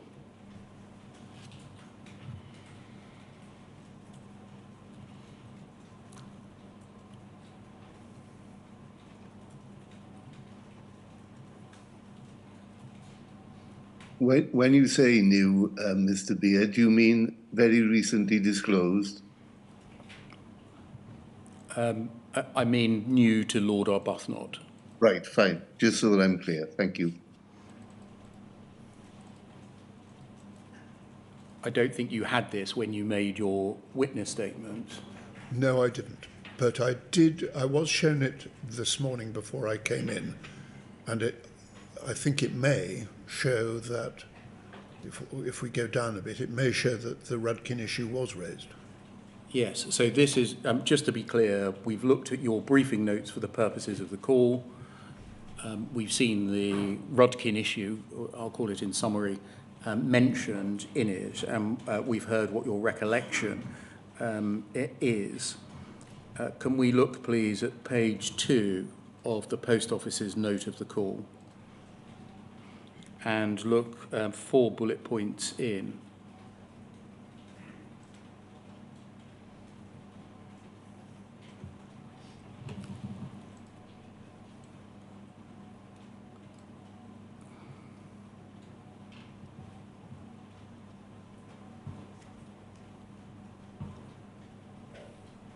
I think that's a separate issue. Yes, but if you look at 6 bullet points in, you get to what you want, I think. Yes, you're quite right. Yes, I meant to ask about 4 bullets point in because it's the run-up to the conversation in bullet point 6. We can just start at 4. JFSA raised a concern with James that the post office is continuing with prosecutions despite the review taking place, predicated on the view that there is, quote, nothing wrong with Horizon. You did not think that we should be prosecuting on that basis, i.e. the post office should be prosecuting on that basis. And then Ms. Reynolds says, I think because Second Sight have made noises about finding something. And she is recorded as promising to you to get back on that point. On that point, was it your view that the work of Second Sight affected the propriety of continuing to prosecute? Yes. And why was that? Because of the standard of proof required in a criminal prosecution. You need to be sure that the criminal activity has been done by a sub-postmaster accused as opposed to having been done by somebody else. And then the 6th bullet point, which is linked to the 4th, you're recorded as saying we should not go ahead, i.e. I think the post office should not go ahead with prosecutions, presumably, until the post office can prove that there is no remote access to the system or branch terminal which can change the sub-postmaster's account. He did not say so, but I think Second Sight have suggested this. Does that help you to recollect with how the conversation went? Well, if I certainly wouldn't question that I raised that if this is what their minute says. No, I must have raised it as they say I did. I think I would not have told Paula Venables that Second Sight had suggested it, but it was something that I think Andrew Bridgham had been raising consistently because his constituent was Michael Rudkin. But this, in any event, is a record of, I think, Ms. Venables noting that Second Sight had suggested that there could be remote access to the system or a branch terminal which could change the sub-postmaster's account. She was saying that they might have done. Yeah. Yes. We've seen that can come down, thank you. That one of the points that the Post Office was taking at this stage in the narrative was that Second Sight should not be saying anything to anyone unless and until the Post Office had had the opportunity to respond to the points that Second Sight was putting to the Post Office. Yes. And I just want to look at what Second Sight was saying to you about that. JARB 5053.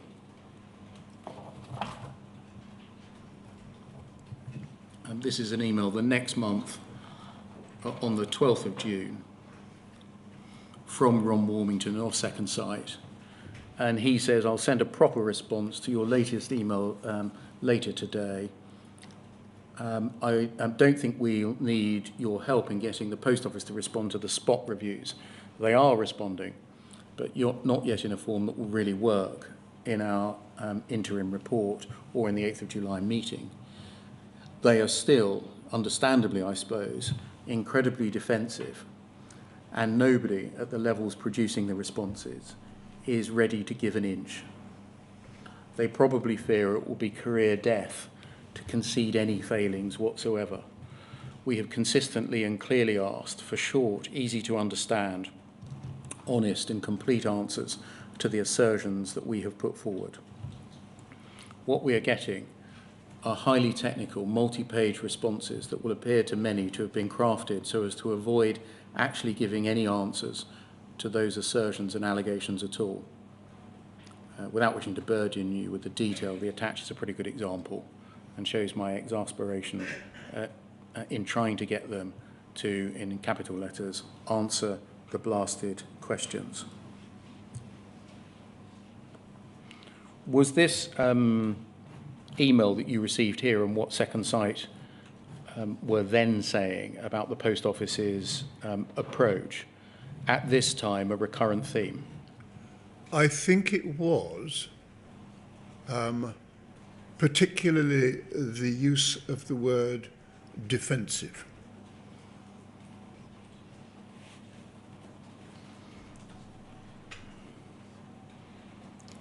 Thank you, that can come down. You've addressed in your witness statement, it's paragraphs 100 to 105, alongside numerous contemporaneous documents exhibited to that part of the statement, the issues arising from the publication of the Second Sight interim report on the 8th of July 2013. And say for one point, I'm not going to explore that. The exception is the role of Second Sight in relation to criminal cases. Can we just turn up paragraph 142 of your witness statement, please?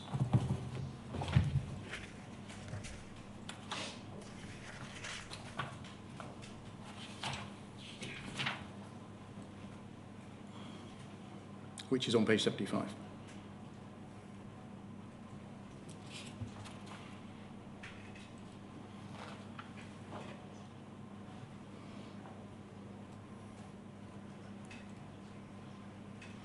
And we're jumping forwards significantly here. We're into January 2014, but it's the background to the questions that I'm going to ask you.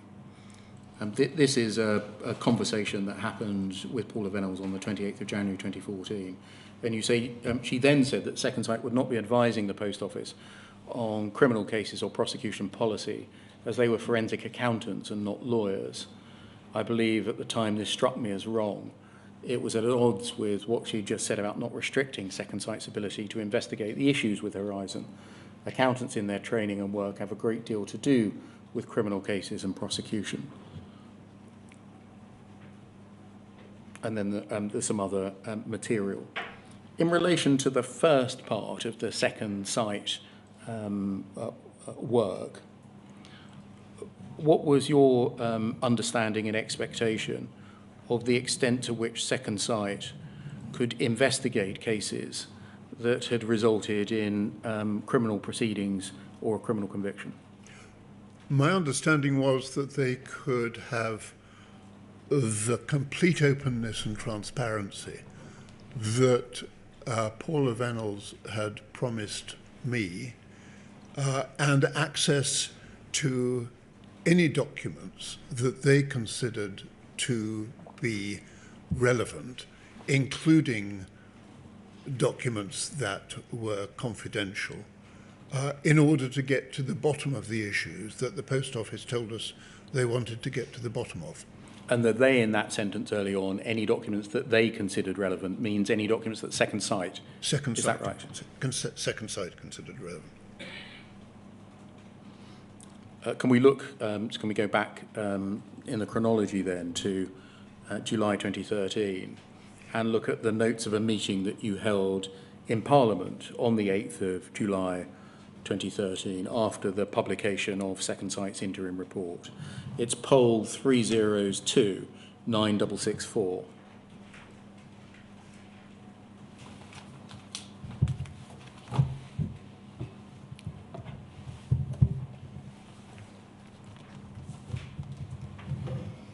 I think this is a meeting after the publication that day of the interim report between Second Sight, Alan Bates, Caelan L. Shoesmith and a number of MPs.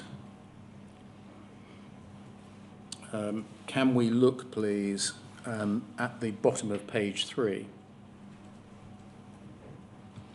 Can we scroll down? Thank you. Right at the bottom. And Andrew Brigden MP asked Second Sight if they believed the issues they'd identified had an impact in relation to the historic convictions. And then over the page, please. Second Sight said that was a legal question which they were not qualified to answer, and they did not consider it was appropriate to express an opinion. They have to present facts, and it's for others to consider the impact on any historic cases. Firstly, would you agree with Second Sight's characterisation of the limitations of their professional expertise? I'm not sure I would, really.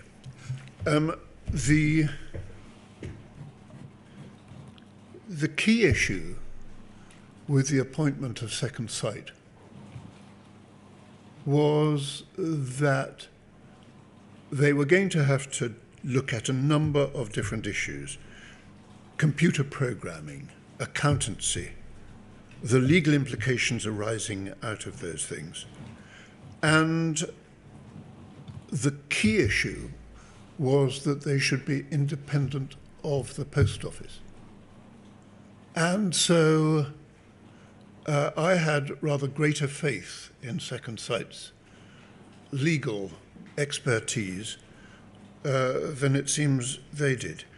And particularly since they had discovered a potential prosecution of Joe Hamilton on the basis of theft when there was no evidence. They had raised that. And that was an ethical issue which seemed to have passed by the Post Office lawyers who ought to have picked it up. So Second Sight's limitations in their own minds on their own ability was not something that I would have accepted. As a separate issue, accepting the limitations that they themselves accepted, would that, in your view, have amounted to a proper bar in investigating the facts of any cases that had ended up as prosecutions or convictions? No. I don't think... I mean, what we had been promised was total transparency and total openness. Second Sight were the independent investigators going into the Post Office to achieve that total transparency and openness. They were the people to look into these things, and so I wasn't prepared to accept any bar on what they were looking at. Can I just take you to their engagement letter with the Post Office, please? Poll 50213.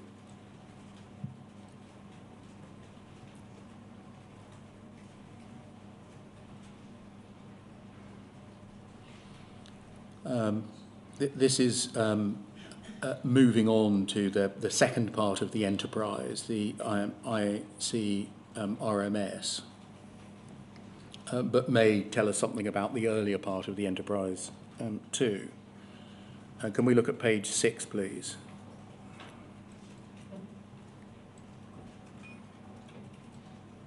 And clause 5.1, if you scroll down. In providing the services, Second Sight shall, over the page please, act with the skill and care expected of qualified and experienced accountants. It's acknowledged that matters relating to criminal law and procedure are outside Second Sight's scope of expertise and accordingly shall not be required to give an opinion in relation to such matters. Would you agree that in the light of this letter of appointment, they should not offer expert opinion on matters of criminal law or procedure? Well, this letter of appointment is dated the 1st of July 2014. Yes. And that was close to the period at which this entire process broke down.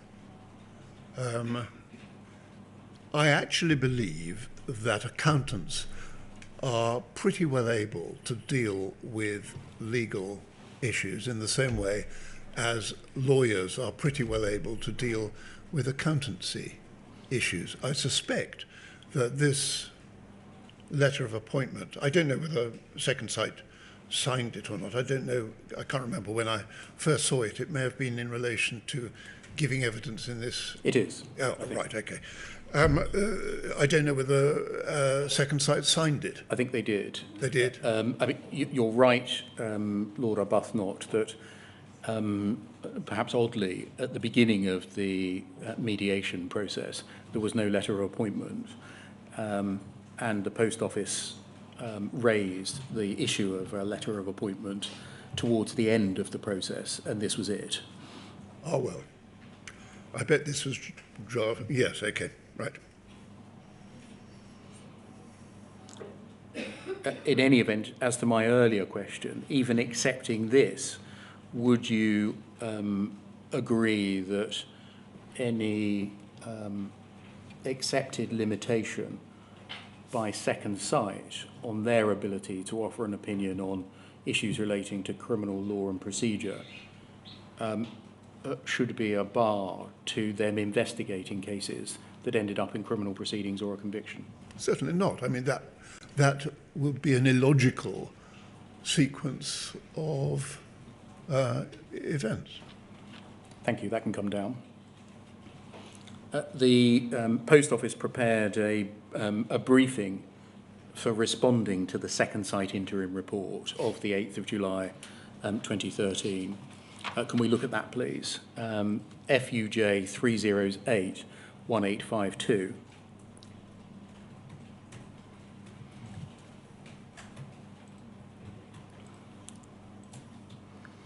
And can we look, please, on page 9 at the bottom?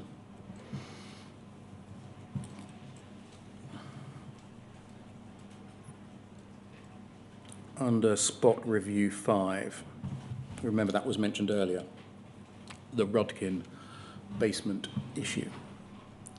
This spot review principally focuses on an assertion by Michael Rudkin that during a visit to Fujitsu site at Bracknell on Tuesday, the 19th of August 2008, he observed an individual based in the basement of the building who demonstrated the ability to access live branch data and directly adjust transactions on the system.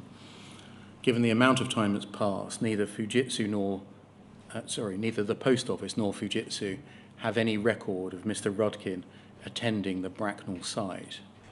Post office and Fujitsu have attempted to establish the Bracknell visitor logs for the day in question to verify Mr. Rudkin's attendance and his contact on the day.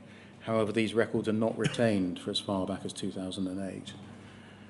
Fujitsu have additionally made the effort to go through all email documents and archived information to hand, but do not have any information for Tuesday the 19th of August 2008 that would suggest they had visitors to the site. Further review into the post office work logs indicated that there were just 3 post office test managers present on site in Bracknell on the 19th of August 2008. None of them have any calendar records relating to a visit by Mr. Rudkin. It has, however, been determined that in August 2008, the basement of Fujitsu's building contained a Horizon test environment that would look very similar to a live Horizon environment. This environment was not physically or technologically connected to the live Horizon environment. It was therefore impossible for anyone in this room to have adjusted any live transaction records, though Mr. Rudkin may have witnessed some form of adjustment to the test environment. This separation of test and live environments is designed to guarantee the integrity of Horizon data.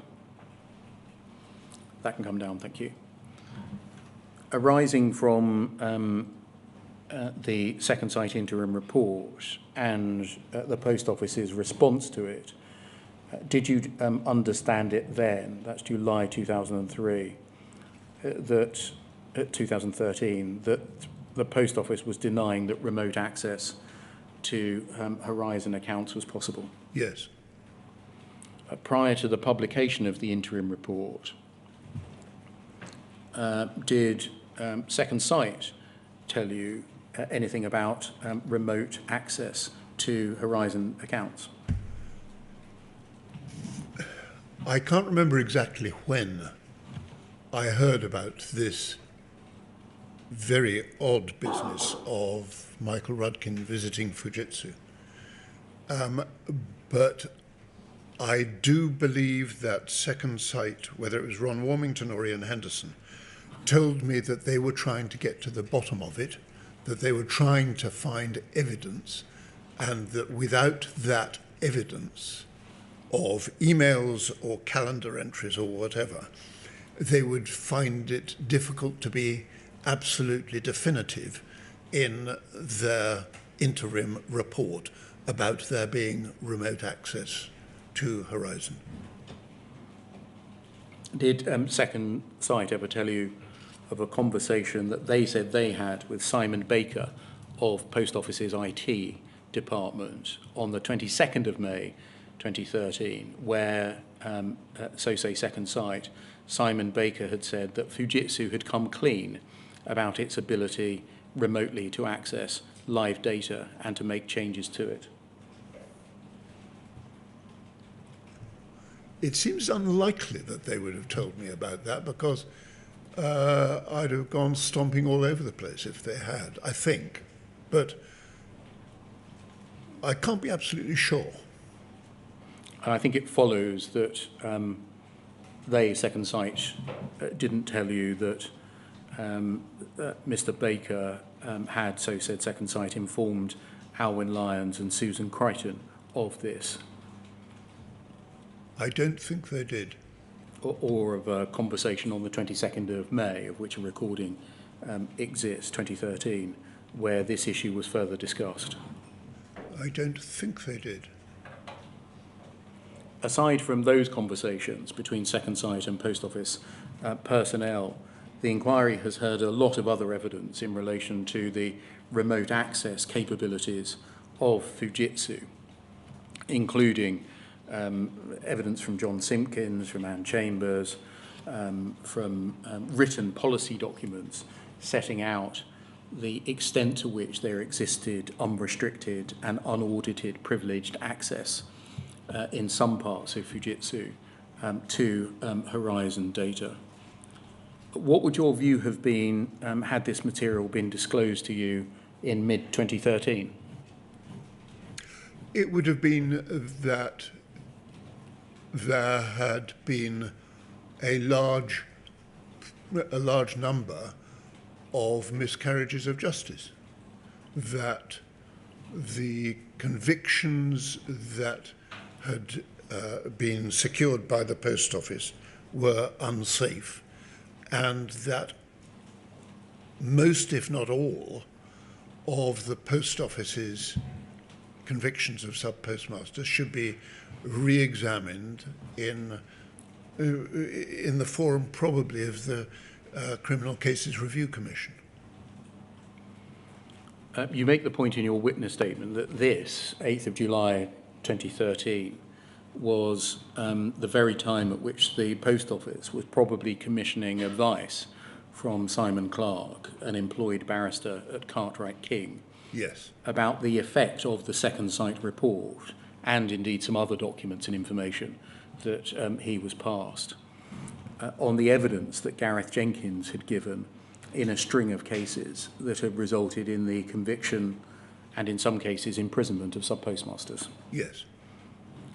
Did you know that shortly after the publication of the Second Sight interim report that the Post Office was informed that witness, Mr. Jenkins, which it had used to provide evidence in a series of prosecutions, had failed to disclose to the court material which undermined the opinions that he gave? No. That the Post Office was advised that he hadn't complied with his duties to the court? No. That the Post Office was advised that his credibility as an expert witness was fatally undermined? No. And that the Post Office was advised that it itself had been in breach of its duties as a prosecutor, and that there were therefore a number of convicted sub-postmasters to whom disclosure should have been given but was not given? No. In all of the conversations that you had with the Post Office at this time, was there any mention of any of those facts and matters? No. Was there any hint that the Post Office was in receipt of any advice or direction which ought to cause them to examine the safety of previous convictions, their duties of disclosure, or the reference of any cases to the CCRC? Quite the reverse. What was the reverse that was being said? We were being told that the Horizon system continued to be robust, that the convictions were safe, and that there was no remote access. Was anything ever hinted at about the matters that I've mentioned in all of the meetings, conversations, letters, and email exchanges that you had with everyone at the Post Office, from Alice Perkins and Paula Venables downwards? Not once. Were there convicted sub-postmasters within the JFSA? There were, yes. Were there convicted sub-postmasters whom you were pressing the case for? Yes. Joe Hamilton was one of them. When was the first time that you learned that the Post Office had been informed of the facts and matters that I've mentioned? I think it was the 18th of November 2020 when the Clarke advice came up in the Court of Appeals hearing to overturn convictions of 39 sub-postmasters. So 7 and a bit years later. Yes.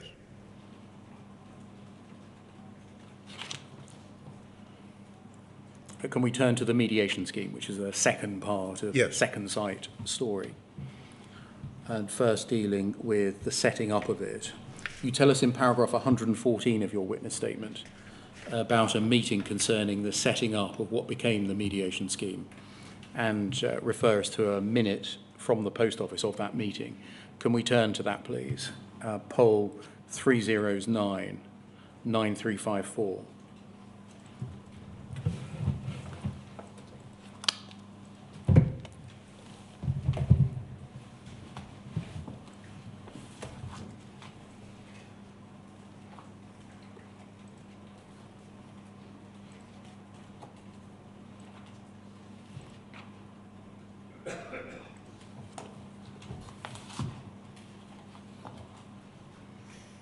So I've rather blithely skipped over what we've just discussed,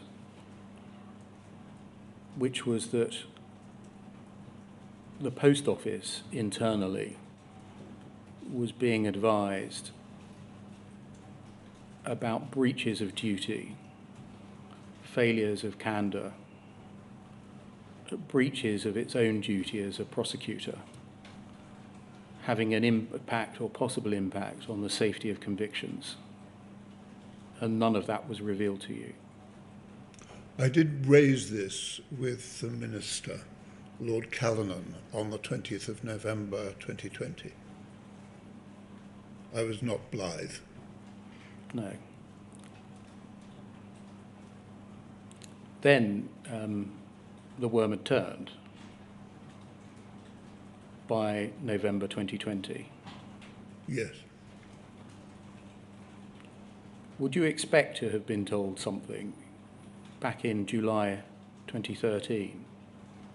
Not necessarily of the detail of the legal advice that the post office was being given, but about the consequences of it.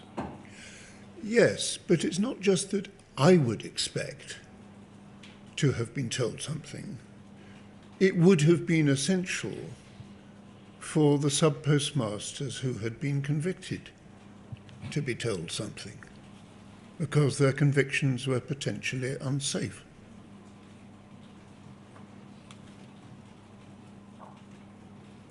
We're going to come in a moment to the setting up of the mediation scheme and the operation of the mediation scheme. In general terms, what did the post office do in relation to that group of people who were stood convicted of a criminal offence in the mediation scheme? In general terms, they started by saying, yes, everybody can join the mediation scheme and we'll try and get to the bottom of their cases, which sounded to me to be very good. You can apply to the mediation scheme. We may need to involve the CCRC or the Criminal Cases Review Commission, but certainly you can apply. That was what they began by saying. But then later on, what they said was, if you've pleaded guilty or if you've been convicted, then you must go to the back of the queue. But in the final meeting at which the bust-up between the MPs and the post office took place on the 27th of November 2014, they said, well, we don't see why someone like Jo Hamilton should even be included in the mediation scheme. She pleaded guilty, so she's stuffed. And if we just take this document down whilst we discuss that, please. What was your understanding throughout the mediation scheme until that point as to whether Jo Hamilton was somebody who should be able to benefit from it? Well, it was perfectly obvious to me that the post office and I were agreeing that Jo Hamilton could be included in the mediation scheme. What would you have done if at the beginning, which we're about to turn to, they'd said, no, people like Jo Hamilton can't be included? Well, I wouldn't have agreed to it. And why not? Because I believed from the beginning that Joe Hamilton had not committed the offences for which she'd pleaded guilty. And so clearly there needed to be a proper investigation, preferably with the help of Second Sight, but in any event with an independent element, into what had gone wrong in her case. And there were lots of other MPs who were very active and who had constituents in the same position. We wouldn't have agreed to a mediation scheme which excluded those who'd pleaded guilty or been found guilty in court. Can we turn to the setting up then of the scheme and the document we were just looking at, poll 30099354. And if we can just scan through, this is essentially the meeting which led to the setting up of the mediation scheme. You'll see that the people present are Paula Venables, you, Ron Warmington, Ian Henderson, Susan Crichton, Mark Davis, and Alwyn Lyons. And we'll see that Ms. Venables welcomed everyone to the meetings, saying that they wanted to work collaboratively, respond to learnings, and put a process in place to move the cases forward. And then if you just scroll through that to yourself, and if we scroll down, please.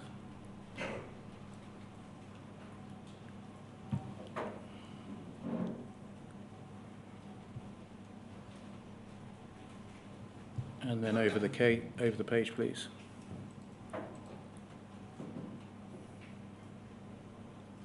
Quite a lot of practical and technical detail there. And then carry on, please. Scrolling. Can you stop there? Yes. At the top of the page, you see it was thought that Gareth Jenkins produced high quality and he may be able to help the process. It's an interesting point. Oh, well, sorry, carry on. Yes, so this is, I think you're pointing out that this is 8 days after the Post Office had received an advice saying that he was discredited as a witness, couldn't be used ever in a future prosecution and had breached his duties to the court. Yes. That's what I'm pointing out. In this minute, is there any suggestion that any class of people would be excluded from the scheme as a whole? No. Or that they would have restricted rights within it? No. For example, that their case could not progress to mediation. And is that reflective of the fact that there was no such limitation? There was no such limitation. And at this stage, does it follow that you didn't understand that the Post Office saw any restriction in them entering or progressing through the scheme? Absolutely. Can we look, please, at poll 00146048?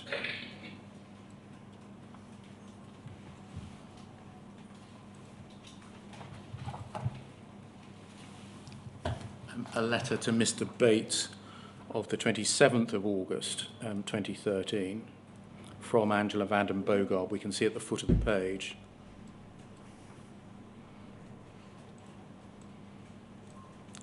And then if we scroll up, this is a letter to Mr. Bates of the JFSA about the setting up of the scheme. Fourth paragraph, in collaboration with JFSA and a group of MPs, led by you, Post Office established an inquiry into Horizon. Second Sight was appointed to lead the inquiry. Interim report is copied in, or a link is given to it. Post Office now wishes to offer a scheme to sub-postmasters so that individual sub-postmasters have an opportunity to raise their concerns directly with the Post Office. In partnership with sub-postmasters, the JFSA and Second Sight and interested MPs, all sides can then work towards resolving these concerns. Enclosed is a pack of documents describing how the scheme will work. I'm not going to go through all of those. Postmaster not obliged to submit her case to the scheme. Their legal rights will remain. And then a deadline of the 18th of November 2013. Any suggestion in that of exclusion of a whole class of people? No. Or that they would have restricted rights? No. We can look through the pack that was sent, but I don't think there's any suggestion in that pack that was sent alongside this letter of any such inclusion. Was any information fed to you from any other source at this time that a whole class of people would be cut out from the benefits of the scheme? No. You tell us in your witness statement, no need to turn it up, it's paragraph 120, that on the announcement of the mediation scheme, you did an interview outside Joe Hamilton's shop. Yes. In South Warnborough. Yes. And the thought that the post office might exclude Joe Hamilton from the scheme didn't cross your mind for a moment at that time? No, it didn't. You tell us in your statement that around this time you thought that the people you were dealing with in the post office were dealing with the matter in good faith. Yes.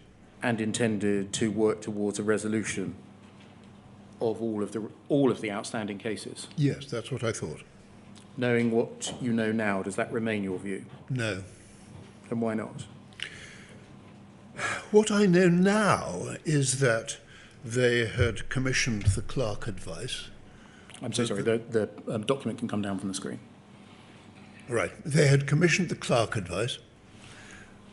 They knew that the evidence that had given rise to a number of prosecutions had led to those prosecutions being unsafe. They knew that there were a large number of bugs in the system which they had not told MPs about. They were operating, I've never got to the bottom of Project Sparrow, but they were operating some sort of behind-the-scenes deception process, which suggests to me now that they were stringing MPs along in order to preserve the robustness of Horizon, the existence of Horizon, and possibly the existence of the post office. That's what I know now, but I didn't know that at the time. If we can turn up page 66 of your witness statement, please.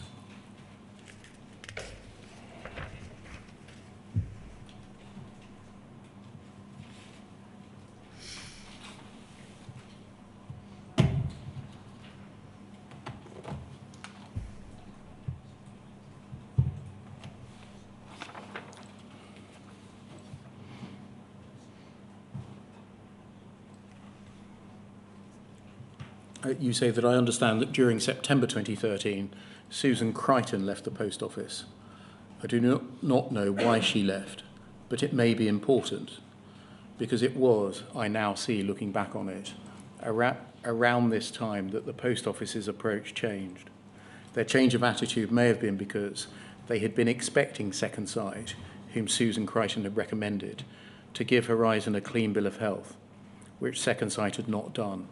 The post office clearly did not like that. 125. Alternatively or additionally, it may have been partly because Susan Crichton's replacement, Chris Oyard, brought a different tone to the post office's dealings. I cannot exactly put my finger on it. I felt uncomfortable with him and thought him uncommitted to the process we were going through. I cannot at this remove of time give details of what he said or did or in which meetings to give rise to that feeling, but I do remember thinking that things were somehow different, less open, more combative because of him. That can come down, thank you. You tell us in these paragraphs that the post office did not like it that Second Sight had not given them a clean bill of health. How did they make that known to you? Well, they portrayed Second Sight's interim report as giving Horizon a clean bill of health when clearly it hadn't. And that led me to think that they didn't like what Second Sight had said about Horizon. But it's really looking back on it that I think that they so objected to what Second Sight had said, and they obviously later objected to it a great deal more in view of what Second Sight said later. You tell us that Mr. Oyard brought a different tone to the Post Office's dealings, that you can't put a finger on it, but things were less open and more combative because of him. Was that immediately after he took over as General Counsel? No, I think it was a gradual impression that arose because the mediation scheme gave rise to what I or somebody else described as a legal battlefield, with him as the sort of general commanding that process. So I think it was gradual rather than immediate, because I take people as I find them, and I was prepared to give him the benefit of the doubt to start with. Of course, at this time, September 2013, that's only 2 months or so after the provision of the Simon Clarke advice. Yes. You didn't know at the time that the Post Office had been told that some of its prosecution evidence was tainted. No, I didn't. And therefore some of its prosecutions may have been unsafe, or at least information needed to be disclosed to sub-postmasters for them to question that issue. Yes, I didn't know that.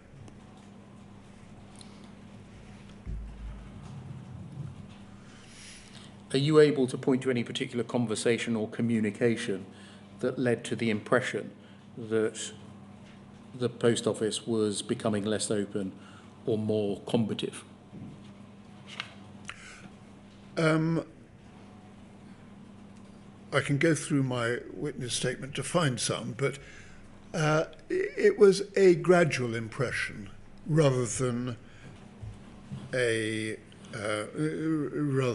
this was the point. Although September 2013 seemed to be roughly the break point between when the Post Office was trying to get to the bottom of any issues with Horizon and believing that there weren't any, and the later period when they were trying to fail to answer Second Sight's questions, or fail to disclose documents to Second Sight, or fail to allow MPs any information about what was going on with their constituents. So this was roughly the break point. At the time, did you draw any link between the extent to which that conduct may be because of knowledge that convictions may be unsafe? No.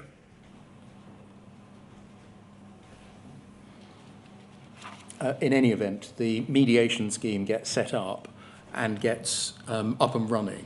Yes. Sir Anthony Hooper is appointed as chairman of the mediation scheme, and you deal with the process by which he came to be identified and his appointment in detail in your witness statement, again exhibiting many documents, contemporaneous documents backing up what you say. Can I just pick out a couple of moments in the narrative, please? Yep. Firstly, you tell us about a meeting you held in your office with the Post Office on the 28th of January 2014, and there's a Post Office minute of that meeting. It's poll 302-6743.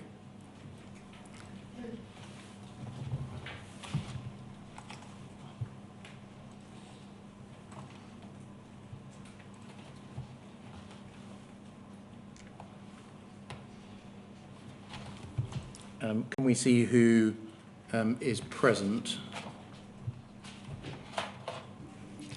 you, Alice Perkins, Paula Venables, Janet Walker, your Chief of Staff, and David Oliver.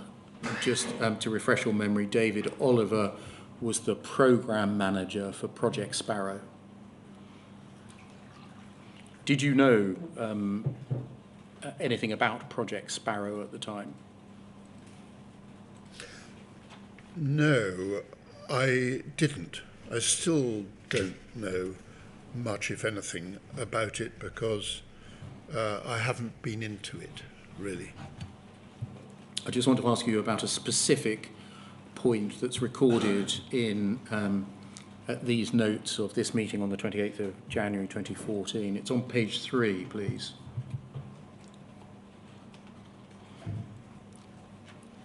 Third paragraph, beginning AP.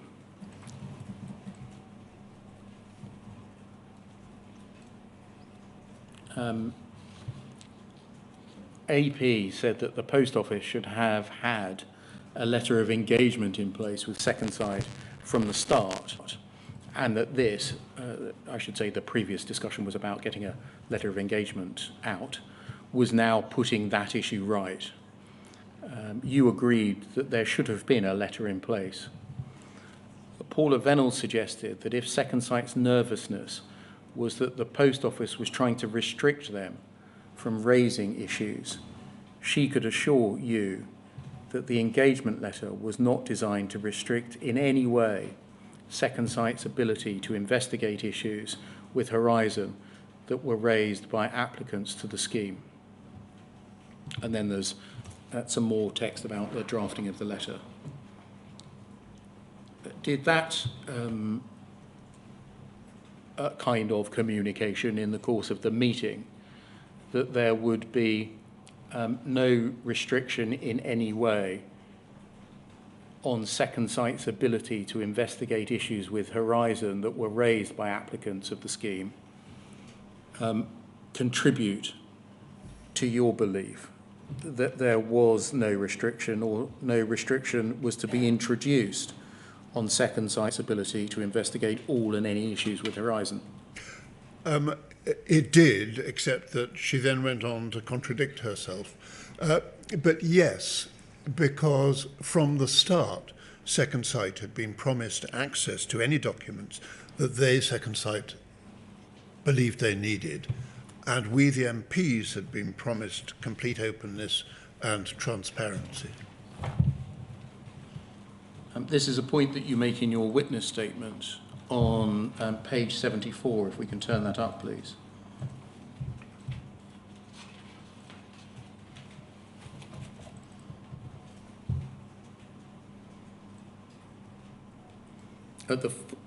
Sorry, just catching up.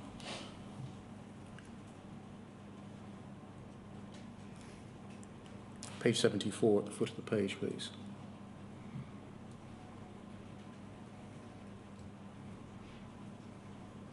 At the last 3 lines, it seems from the note, that's the note I've just taken you to. It seems from the note that Paula Venables told me that Second Sight's engagement letter was not designed to restrict in any way Second Sight's ability to investigate issues with Horizon. Then over the page. This was not the first time she had promised access for Second Sight to any document or file that was relevant to their investigations. Did you have, as a result of things that Paula Venables had said to you, an expectation that there would be full openness and transparency? Yes. From the start of the mediation, did you believe that Second Sight would be given access to investigation files? Yes.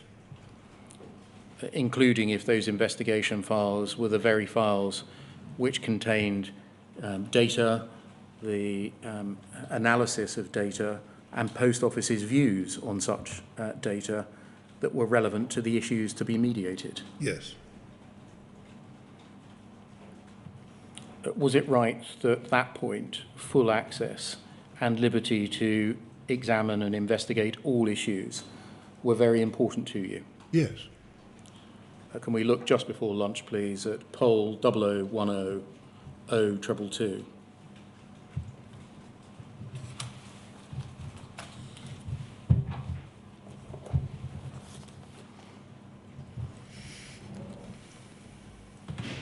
And this is an email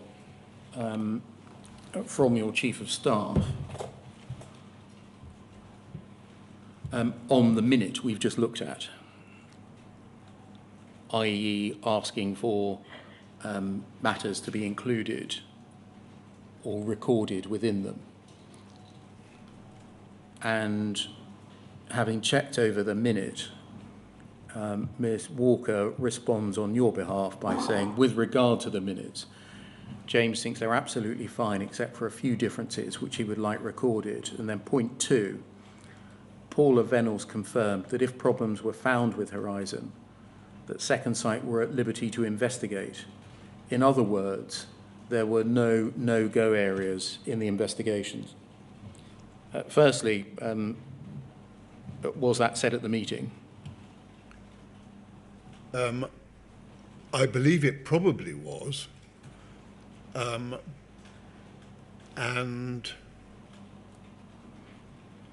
if I was saying that the minutes should be amended to include that, I think it almost certainly was. And secondly, was it a matter of importance to you to establish that there were no no-go areas? It was certainly a matter of importance, yes. And why so? Because if there had been any no-go areas, then the post office would be able to hide potential issues of miscarriages of justice.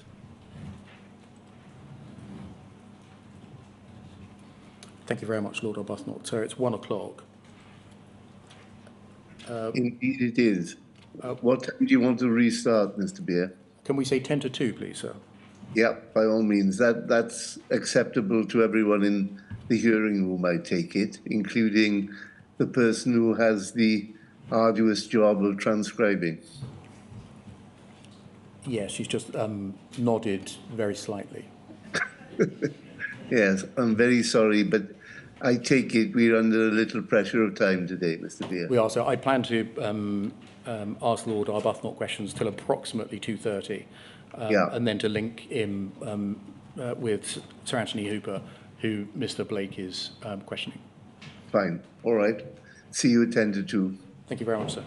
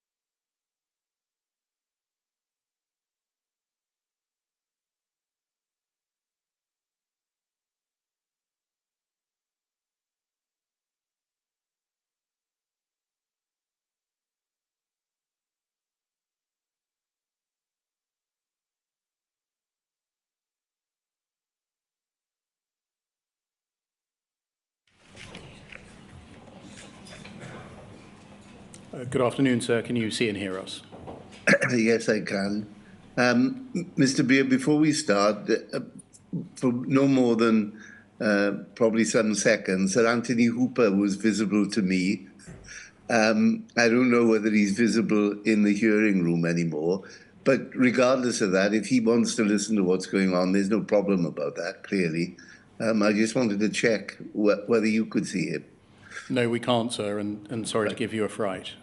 No problem. Thank you. Lord Arbuthnot, good afternoon. Hello. You deal in paragraph 143 onwards, which is on page 75 of your witness statement, right up until page 89, paragraph 184, of the events of February to early August 2014 in terms of the mediation scheme. Again, what you say is all cross-referenced to the contemporaneous material that you've exhibited, and I'm not going to ask you in detail about that period.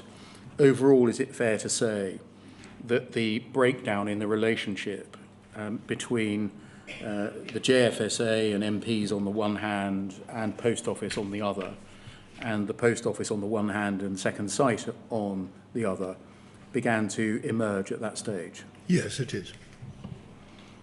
Can I turn to the time when Second Sight produced part 2 of its initial complaint review and mediation scheme briefing report? And that is the 21st of August 2014.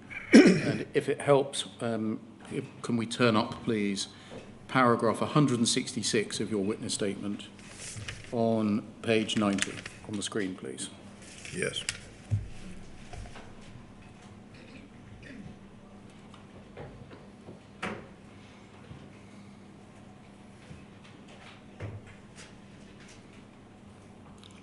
Page 90.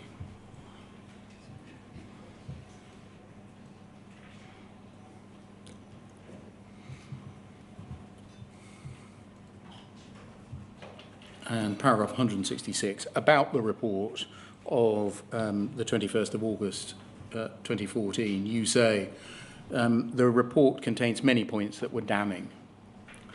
Whether at the time I saw it, I recognised quite how damning they were, is less clear in my mind. There's no reference, for example, to the Post Office or Fujitsu being able to access Horizon remotely, something I remember being concerned about. But the question, quote, is Horizon fit for purpose, is answered by Second Sight's conclusion, no. Uppermost in my own mind was always the question, have the actions taken against these sub-postmasters, whether disciplinary, litigious or prosecutory, been fair, and are the results safe? The conclusion I would have drawn from the summary whenever I did see it was almost certainly not, and certainly not in every case. Can we look, please, at the report itself? Poll 303-0160.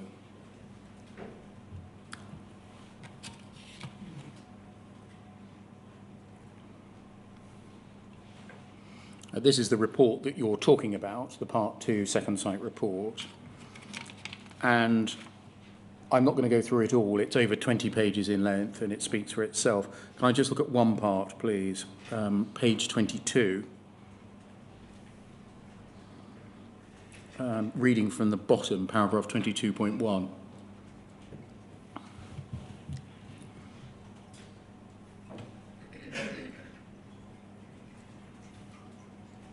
Yes, that's it, thank you.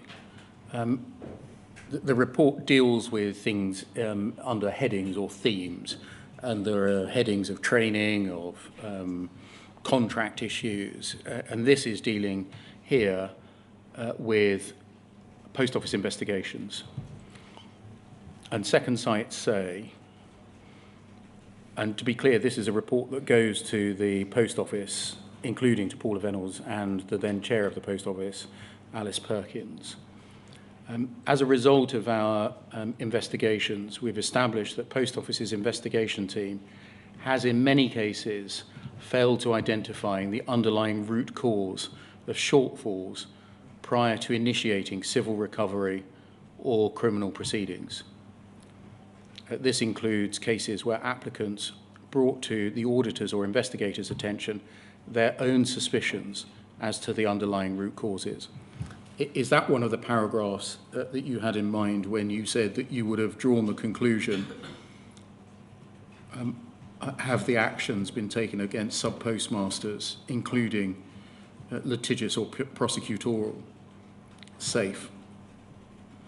Yes, certainly it is. Many applicants, it continues, and almost all the professional advisors assert there was inadequate investigation prior to suspension without pay, termination, or civil criminal action. Based on the cases examined so far, Post Office's investigators seem to have defaulted to seeking evidence that would support a charge of false accounting rather than carrying out an investigation into the root cause of any suspected problems. Evidence to support a charge of false accounting is often easily obtained, since when confronted during interview with evidence of obviously overstated cash figures, the accused person will often readily admit to falsifying the end of trading period accounts. And over the page. With the exception of an interview conducted in accordance with PACE, we note that the interviewee is not allowed to be legally represented, although they may be accompanied by a friend, albeit with very limited powers. Interviews will usually be recorded, and when an admission has been made, this will virtually always trigger a guilty plea by the defendant and often an associated repayment proposal. As a result, Post Office investigators seem to have found that recording admissions of false accounting was the key to achieving relatively rapid and, to the Post Office, inexpensive asset recovery. As a consequence of this, Post Office's investigators seem to have de-emphasised the importance of unearthing the true root cause of the mysterious shortfalls that applicants claim to have suffered. Even when faced with requests from sub-postmasters for investigative help, this has often been refused. Regrettably, this refusal to provide investigative support is in line with the standard contract. It's clear from comments made by applicants this is clearly contrary to their expectations and that they were unaware that under part of the contract, the Post Office Investigation Division does not have a mandate to provide general investigative support to sub-postmasters. Post Office's instructions to and training of its investigators seems to have disregarded the possibility that the Horizon system could be in any way relevant to their investigations. A consequence of this flawed approach to investigations is that many opportunities for process improvements have been missed. And then last page.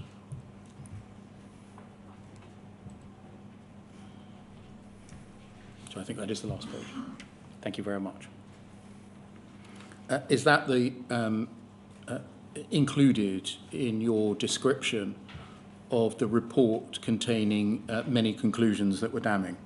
Yes, it was an asset recovery process rather than an application for justice. You tell us in your witness statement that by this time you'd come to trust Ron Warmington and Ian Henderson. Yes.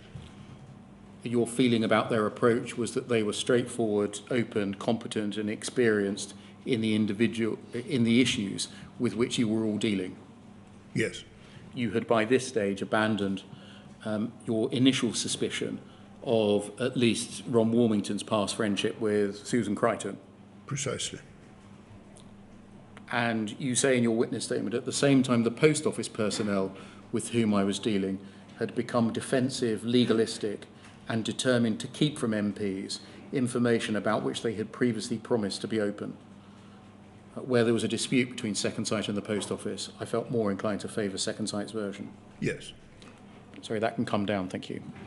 Where you say that the Post Office personnel with whom you were dealing had become defensive, legalistic, and determined to keep from MPs information, who are you referring to there? Well, particularly Paula Vanel's. I can't remember precisely which meetings I had with Chris Ojard and Angela van den Bogert, but those were the people with whom I dealt with most. Alice Perkins to a certain extent as well. Can we go to page 92 of your witness statement, please? Paragraph 170.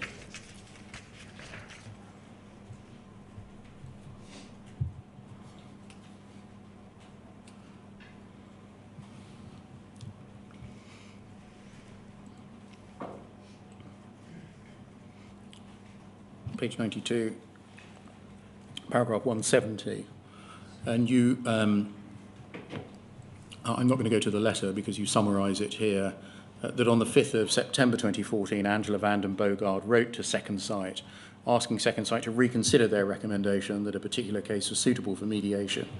The reasons she gave boiled down to the fact the applicant had pleaded guilty in court to false accounting and theft, so there was no basis left for mediation. And then skipping on in the same paragraph, you say, if the same logic were applied to all of the cases where there had been guilty pleas, then the basis of the mediation scheme would have been fundamentally changed. Was this one of the aspects which led ultimately to the breakdown of the mediation scheme? Yes. Paragraph 171. You tell us it had always been obvious that the mediation scheme wouldn't have been able to alter convictions in court. In the question you'd asked in Parliament, if we go over the page, you said we must look after them and try and provide them with redress, perhaps through the CCRC. Yes. Is it right, therefore, that you saw the mediation scheme not as a means of overturning or even questioning by the words used by Second Sight convictions themselves, but providing an investigatory platform and uncovering material that might itself lead to a reference to the CCRC? Quite. It would give rise to further processes overturning miscarriages of justice. Thank you. You deal in your witness statement, again supported by the contemporaneous material, with the Post Office's response to Second Sight's second report. Can I just pick out some key passages, if I may? Paragraph 178 on page 95.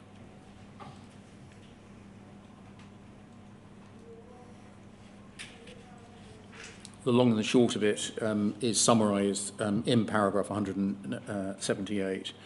Post Office replied to the second report and said it was unable to endorse it. Yes.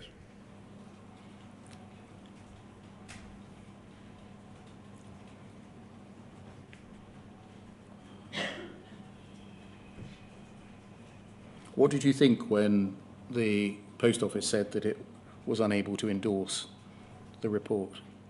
By this stage, I wasn't surprised because of the Post Office's defensiveness, secrecy, legalism, and the fact that it seemed to be blocking information to go to Second Sight. And the Part 2 report was not kind to the Post Office.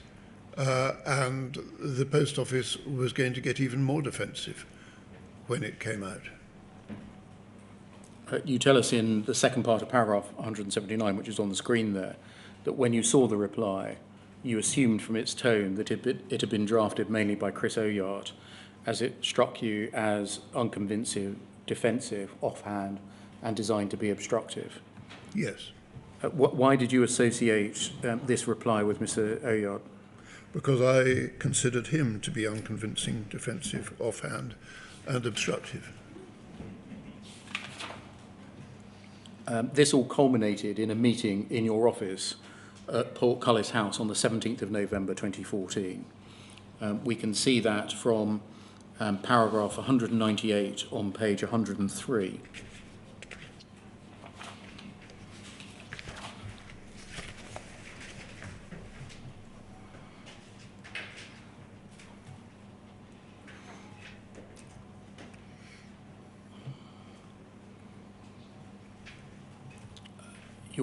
You referred earlier today into a meeting in which I think you said the MPs let rip or some similar expression.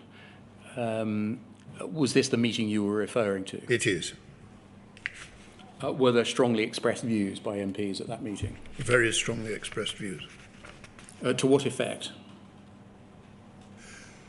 To the effect that the MPs essentially broke off relations with the Post Office and said that the Post Office's behaviour had been such that we couldn't trust the Post Office anymore, and that we weren't prepared to take further part in the mediation scheme or negotiations with the Post Office. We can see from 199, if we go over the page, please, your memory of the meeting, and you say you felt it was controlled on the Post Office side by Angela van den Boogaard and Chris Oyard. They said the Post Office should exclude altogether from the mediation scheme people who pleaded guilty. A different proposition from an earlier one that had been made of being put to the back of the queue. And you asked them how they thought you would have supported a scheme which excluded my constituent, Joe Hamilton, to which they had no answer. And for that, for you, that was the final straw. And you say Paula Vennell seemed almost cowed by their stronger personalities and said little. I told her she was breaking her word. I sensed, rightly or wrongly, that she felt ashamed, and the meeting broke up in acrimony. Does that accurately reflect what happened? It does, yes. Why did you think Angela van den Boogaard and Chris Oyard were seeking to resile on the promises, as you saw it, that had previously been given by Paula Vennells about which issues could be investigated and access to which documents would be given? I thought at the time that they were worried that Second Sight was actually uncovering something really crucial about Horizon, that they were worried that Second Sight was getting too close to the truth, and that if they allowed Second Sight to go on uncovering these things, it posed an existential threat to the future of Horizon, and that in turn posed an existential threat to the future of the Post Office. That's what I thought they were doing, and I still think that that's what they were doing.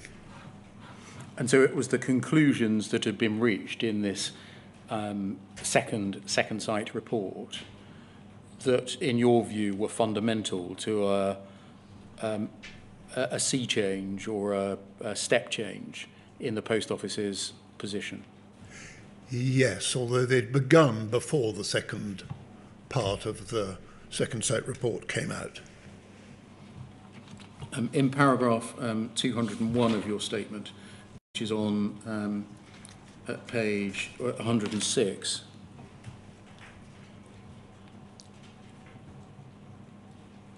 you say that shortly after that meeting, Paula Vennells wrote to you rejecting a proposition that there should be a presumption in favour of Second Sight's recommendation as to who should go forward for mediation. Yes. I think what you've been suggesting is that if Second Sight suggested that an individual case should go forward to mediation, then that case should presumptively go forward to mediation. Yes, well, MPs, when we'd gone in for the mediation scheme in the first place, had expected that every case would go forward to mediation except for one or two outliers that might obviously have been a sub-postmaster trying it on. Did you see anything controversial in a proposition that if an independent investigator recommended that a case should go to mediation, then the case should go to mediation? Nothing controversial, not least since the independent investigator had been appointed and recommended by the Post Office itself. Can we look at the Paula Vennells letter to you, poll 00101699?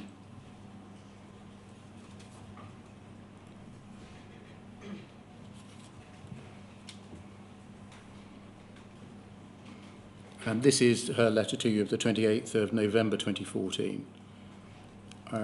She says, thank you for meeting in your office on the 17th of November. I'm setting out the Post Office's position on the proposition put forward that there should be a general presumption that the Post Office will agree, save in a few undefined exceptional cases, to mediate all cases where this is the recommendation of Second Sight, regardless of their merits and specific circumstances.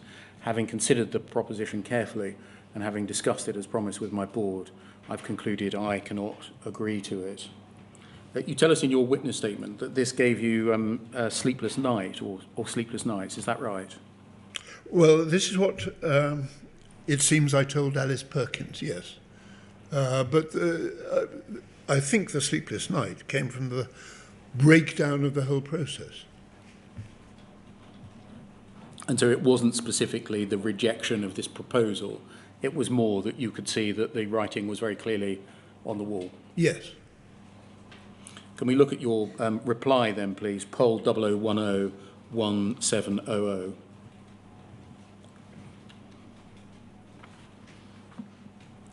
This is your reply to Paul Vellons of the 8th of December 2014. It's a long and detailed letter. I only want to look at the conclusions, if I may, on page 3. Yes, I'm sorry it's so long. And if we scroll down, please.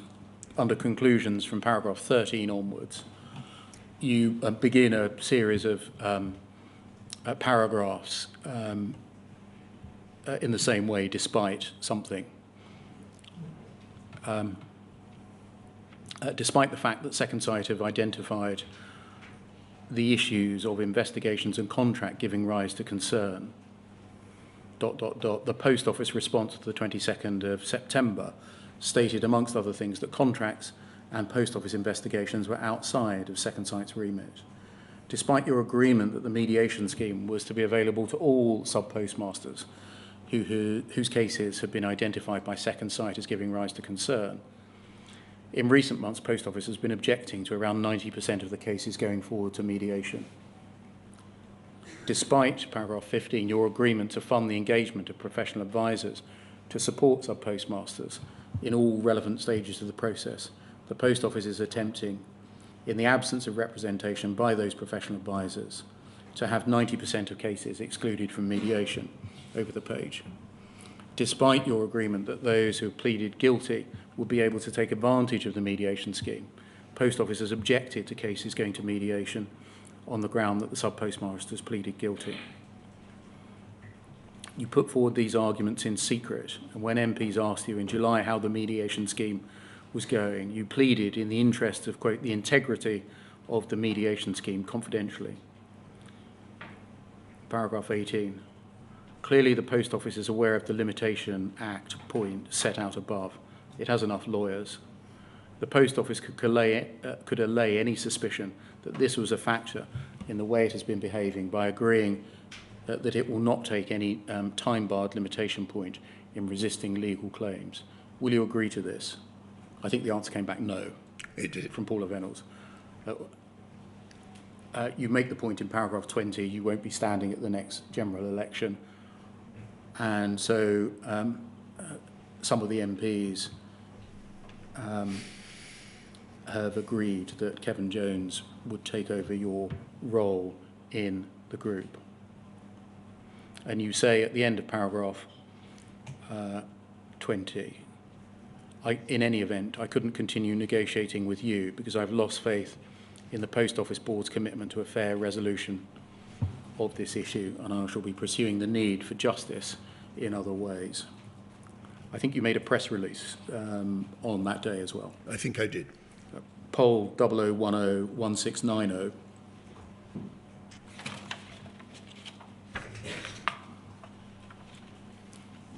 And under the heading MPs lose faith in Post Office mediation scheme, you're reported in the second paragraph as saying the scheme was set up to help our constituents seek redress and maintain the Post Office's good reputation.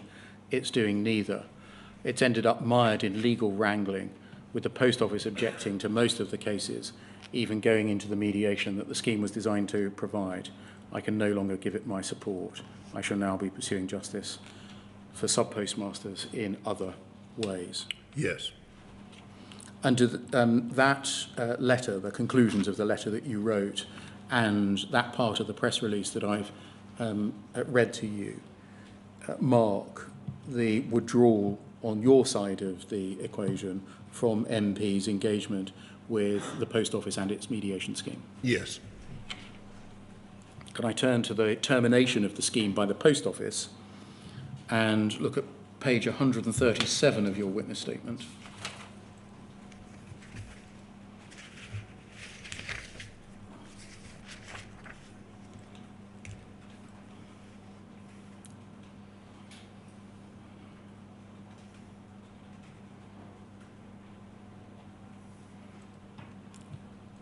Page 137.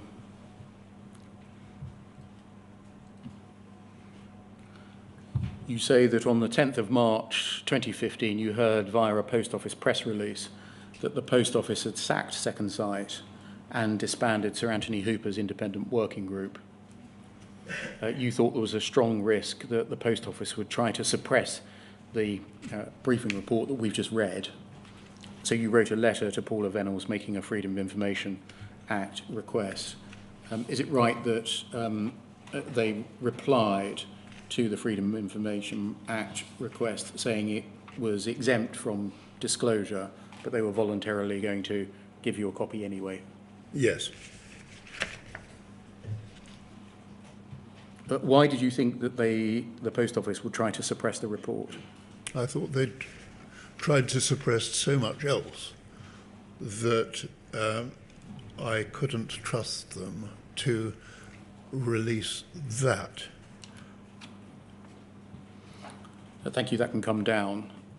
Now, although there was some desultory correspondence after this, I think the next major event, and for you personally it was a significant one, was the dissolution of Parliament on the 30th of March 2015 and your cessation on that day as an MP. Yes.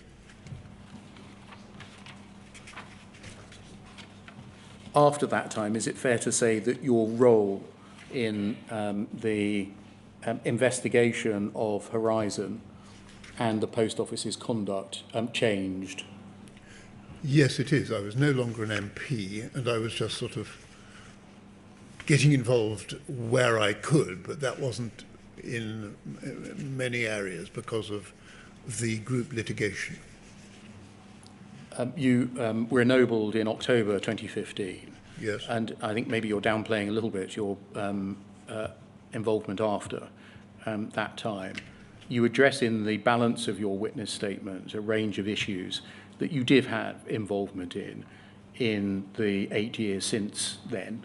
Yes. They include, I'm just going to list them, the SWIFT review, paragraphs 277 to 279 of your witness statement, your involvement in and commentary on the group litigation, paragraphs 280 to 308, the emergence of the Clark advice and what you did when the Clark advice did emerge in November 2020, and you've told us immediately, you told us earlier that immediately you wrote to Lord Callanan, you wrote to the Speaker, and you wrote to the Lord Speaker.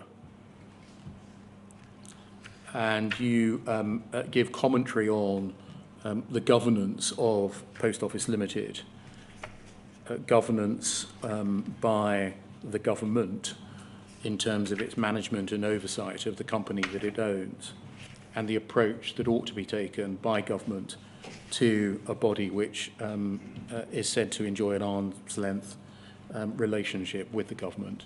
Yes. And you address finally your position on the board of the Horizon Compensation Advisory Board. Yes. And its efforts to secure redress. Yes. I've galloped through those last topics, which cover a period of nearly 8 years, at some pace. Lord Arbuthnot, is there anything else that you wish to say at this point concerning what has been described as a national scandal? I think that with the help of this inquiry, we are moving belatedly to the right place. And so I'd like to say thank you. So from my perspective, they're the only questions that I have for Lord Arbuthnot. There are no questions from court participants. Right. Well, first of all, Lord Arbuthnot, I assume that there may be persons in the room who would like to give you the same sort of appreciation that I precluded them from doing yesterday in the case of this debate. So I'm going to ask them to show similar restraint today, but that does not mean that I cannot thank you profusely for the efforts you have put in, and in particular, your support for this inquiry, because it should be known that you were one of the first people to engage with the non-statutory review, which was not welcomed by many people, but you thought it appropriate to give it what assistance you could. So throughout my involvement in this process, I have had nothing but help from you, for which I thank you very much. Well, thank you. So thank you. That's the end of Lord Arbuthnot's evidence. We're going to try something that we haven't done before, which is if I can ask for one of the ushers to escort Lord Arbuthnot from the room and switch remotely to Sir Anthony Hooper. He's not far away, as I understand it. I don't know whether that's true or not. You don't know where he is, in other words. No, partly because it's all Mr. Blake's area of responsibility. Right. If we can just keep everyone seated in the room for a moment, there's about a 5-minute turnaround to get the screen installed. But we're doing it this way because there's no point in taking our extended break now, having only sat for 35 minutes. Sure.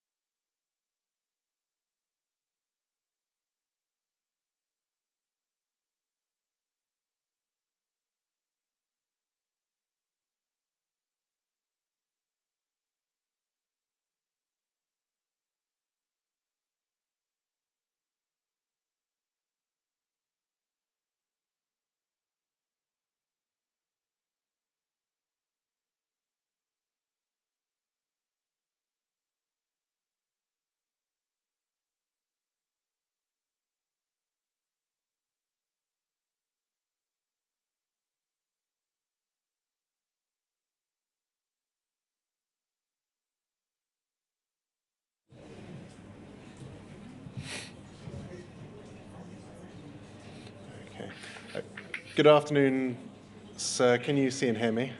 Yes, I can. Yes. I should have said sir and sir. Thank you, sir. This afternoon's witness is Sir Anthony Hooper. You have granted Sir Anthony permission to appear remotely from outside of this country. Yes, and I facetiously said to Mr. Beer that Sir Anthony was not too far away, when of course I meant the opposite. He's quite far away. He is indeed. Thank you. Good afternoon, Sir Anthony. I'm the usher and I'm going to take you through the affirmation. Can you hear me okay? I can. Thank you. Please can you repeat after me? I do solemnly, I do solemnly, sincerely and truly sincerely and truly declare and affirm declare and affirm that the evidence I shall give that the evidence I shall give shall be the truth, shall be the truth, the whole truth, the whole truth, and nothing but the truth. and nothing but the truth. Thank you.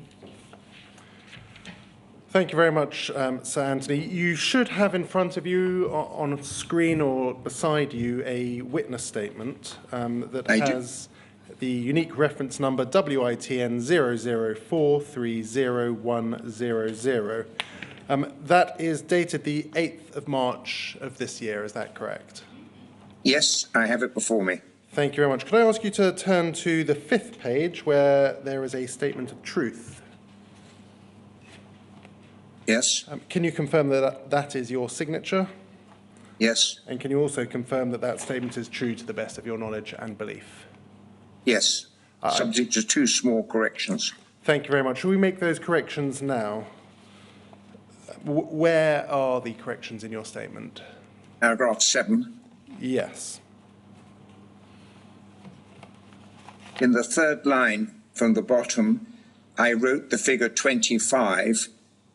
Since I wrote that statement, I've seen evidence which suggests that the figure should be 15. Thank you very much. In the last sentence, I say that I thought that none of the mediations had been successful. That is true. That is what I thought. But I have again seen recently documentary evidence which suggests that some had been successful. If so, I knew nothing about it. Thank you very much. That statement will be published on the inquiry's website in due course and forms part of the inquiry's evidence. I'm going to ask you some supplementary questions this afternoon. You'll be well known to the lawyers in this room as a former Court of Appeal judge. You also sat as part of that role in the Court of Appeal Criminal Division. Is that correct? Yes, for 7 or 8 years. For the whole of my career as a High Court judge and as a Court of Appeal judge.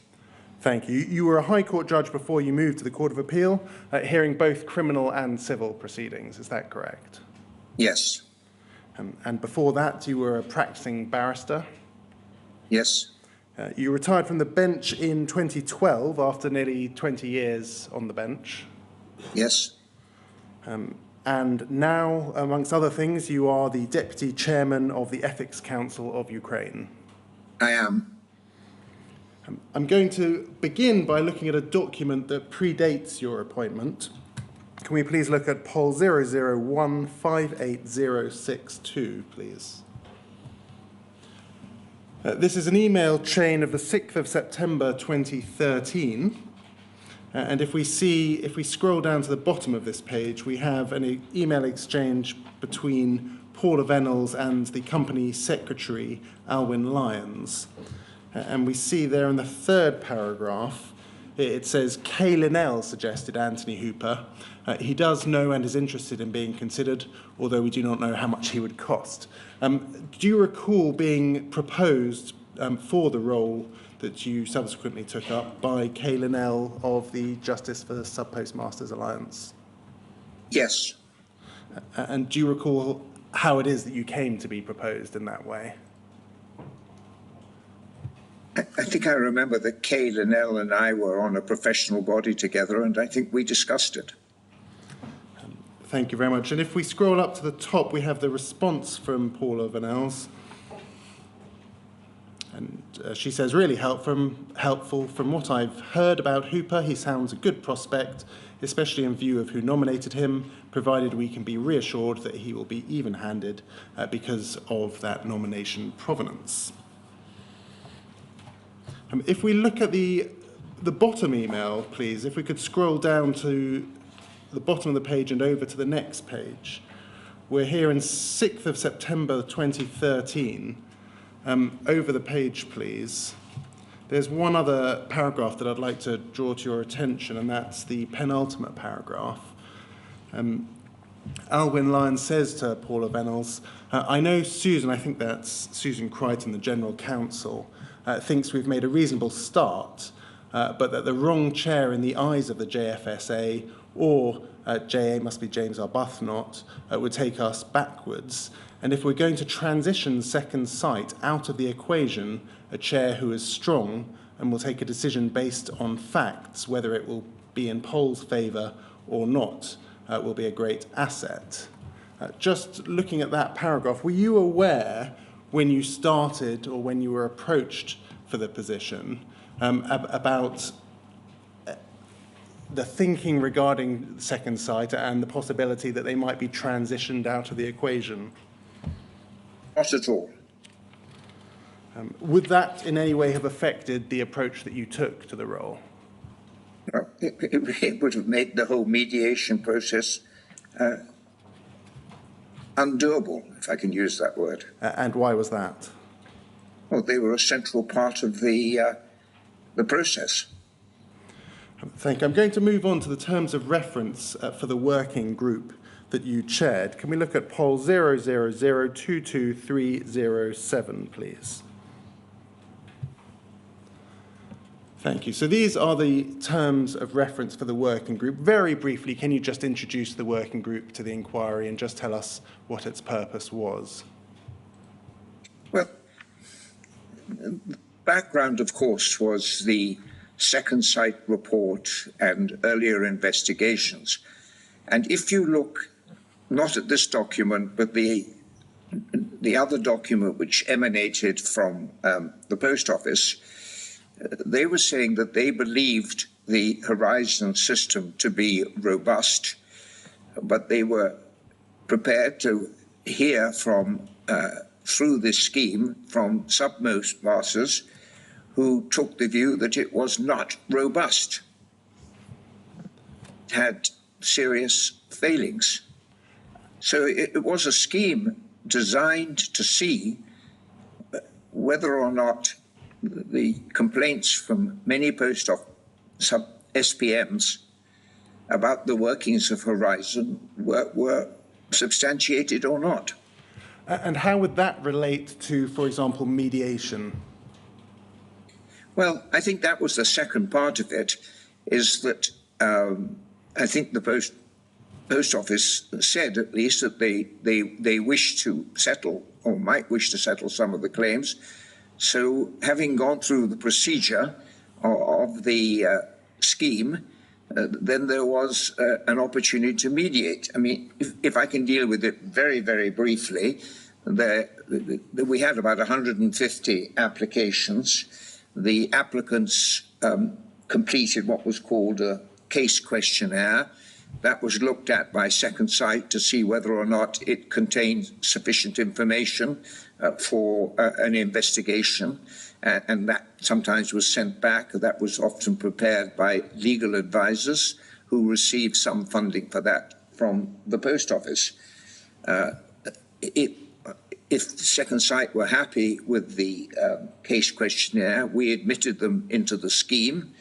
That was followed by the post office carrying out an investigation and producing a report. That report then went to us and to me and to the members, but to Second Sight. And Second Sight then prepared what was ultimately to be called a CRR, a case final, a case report. I can deal with the problems later, but that was the scheme.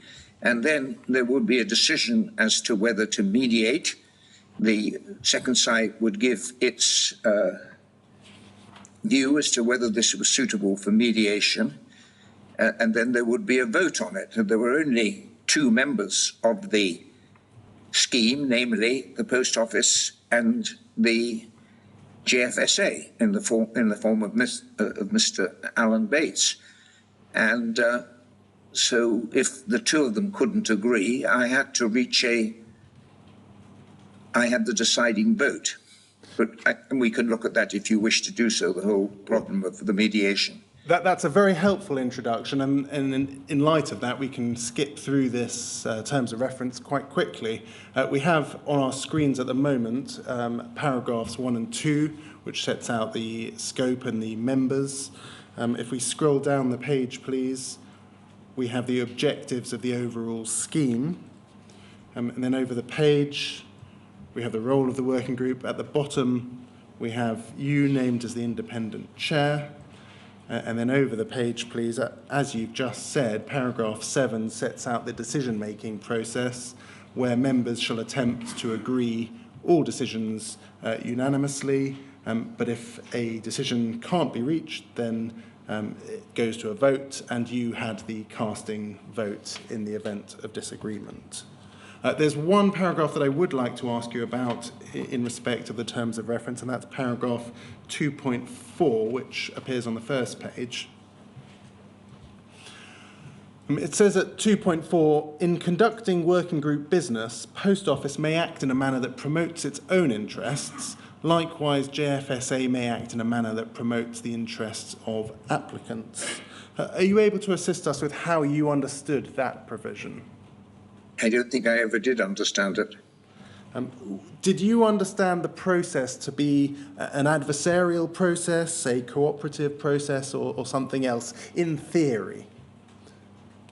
In theory, a cooperative process. So paragraph 2.4 wasn't intended to set up some sort of adversarial process with each side pursuing their own interests? No. I can't. It may have been explained to me at some stage why it was there, but I have no recollection now why it was there. And reading it, it doesn't make much sense to me. It's pretty obvious that the Post Office are going to look after its own interests, and the JFSA would do likewise. We started today in September 2013 when your name was first mentioned. These terms of reference, we'll see, were finalised in March 2014. In between your appointment and the finalisation of these terms of reference, what was your initial work? What did that involve? I don't think my work ever changed. I didn't know that I had forgotten that these were much later, but the way I ran the scheme as the chairman was exactly as I have described, and we started working as soon as we got going in October 2013, November. Thank you very much. I'm going to take you to an email exchange in January 2014, so relatively early on in the scheme. Can we look at poll 00301-427, please? This is a discussion between lawyers at Cartwright King and Bond Dickinson. Could we please start by looking at page 4 and over to 5. It's the 16th of January 2014. This is a discussion between Harry Bowyer at Cartwright King and Andrew Parsons at Bond Dickinson, and they're referring to various case studies. If we scroll down the page, we can see the beginning of the chain actually starts with an email between Andrew Parsons and Martin Smith. Sorry, thank you very much. And it seems as though they're preparing case summaries for you already in January 2014. What was the purpose of those case summaries? I think these are quite outside the scheme, if I'm right in remembering. And please, I remind you that this happened a long time ago. As I remember, there were about 4 cases in which had gone past the charge stage and were to go to trial. And I obviously was concerned, not really in my position as a chairman, but simply as someone who wanted to make sure that there were no wrongful convictions. So I think I asked to look at the case summary, and I think I suggested that I would hope that these 4 cases would be dropped. That's my memory. Thank you very much. Could we scroll up, please? And that is consistent with this email that's currently on screen, where Andrew Parsons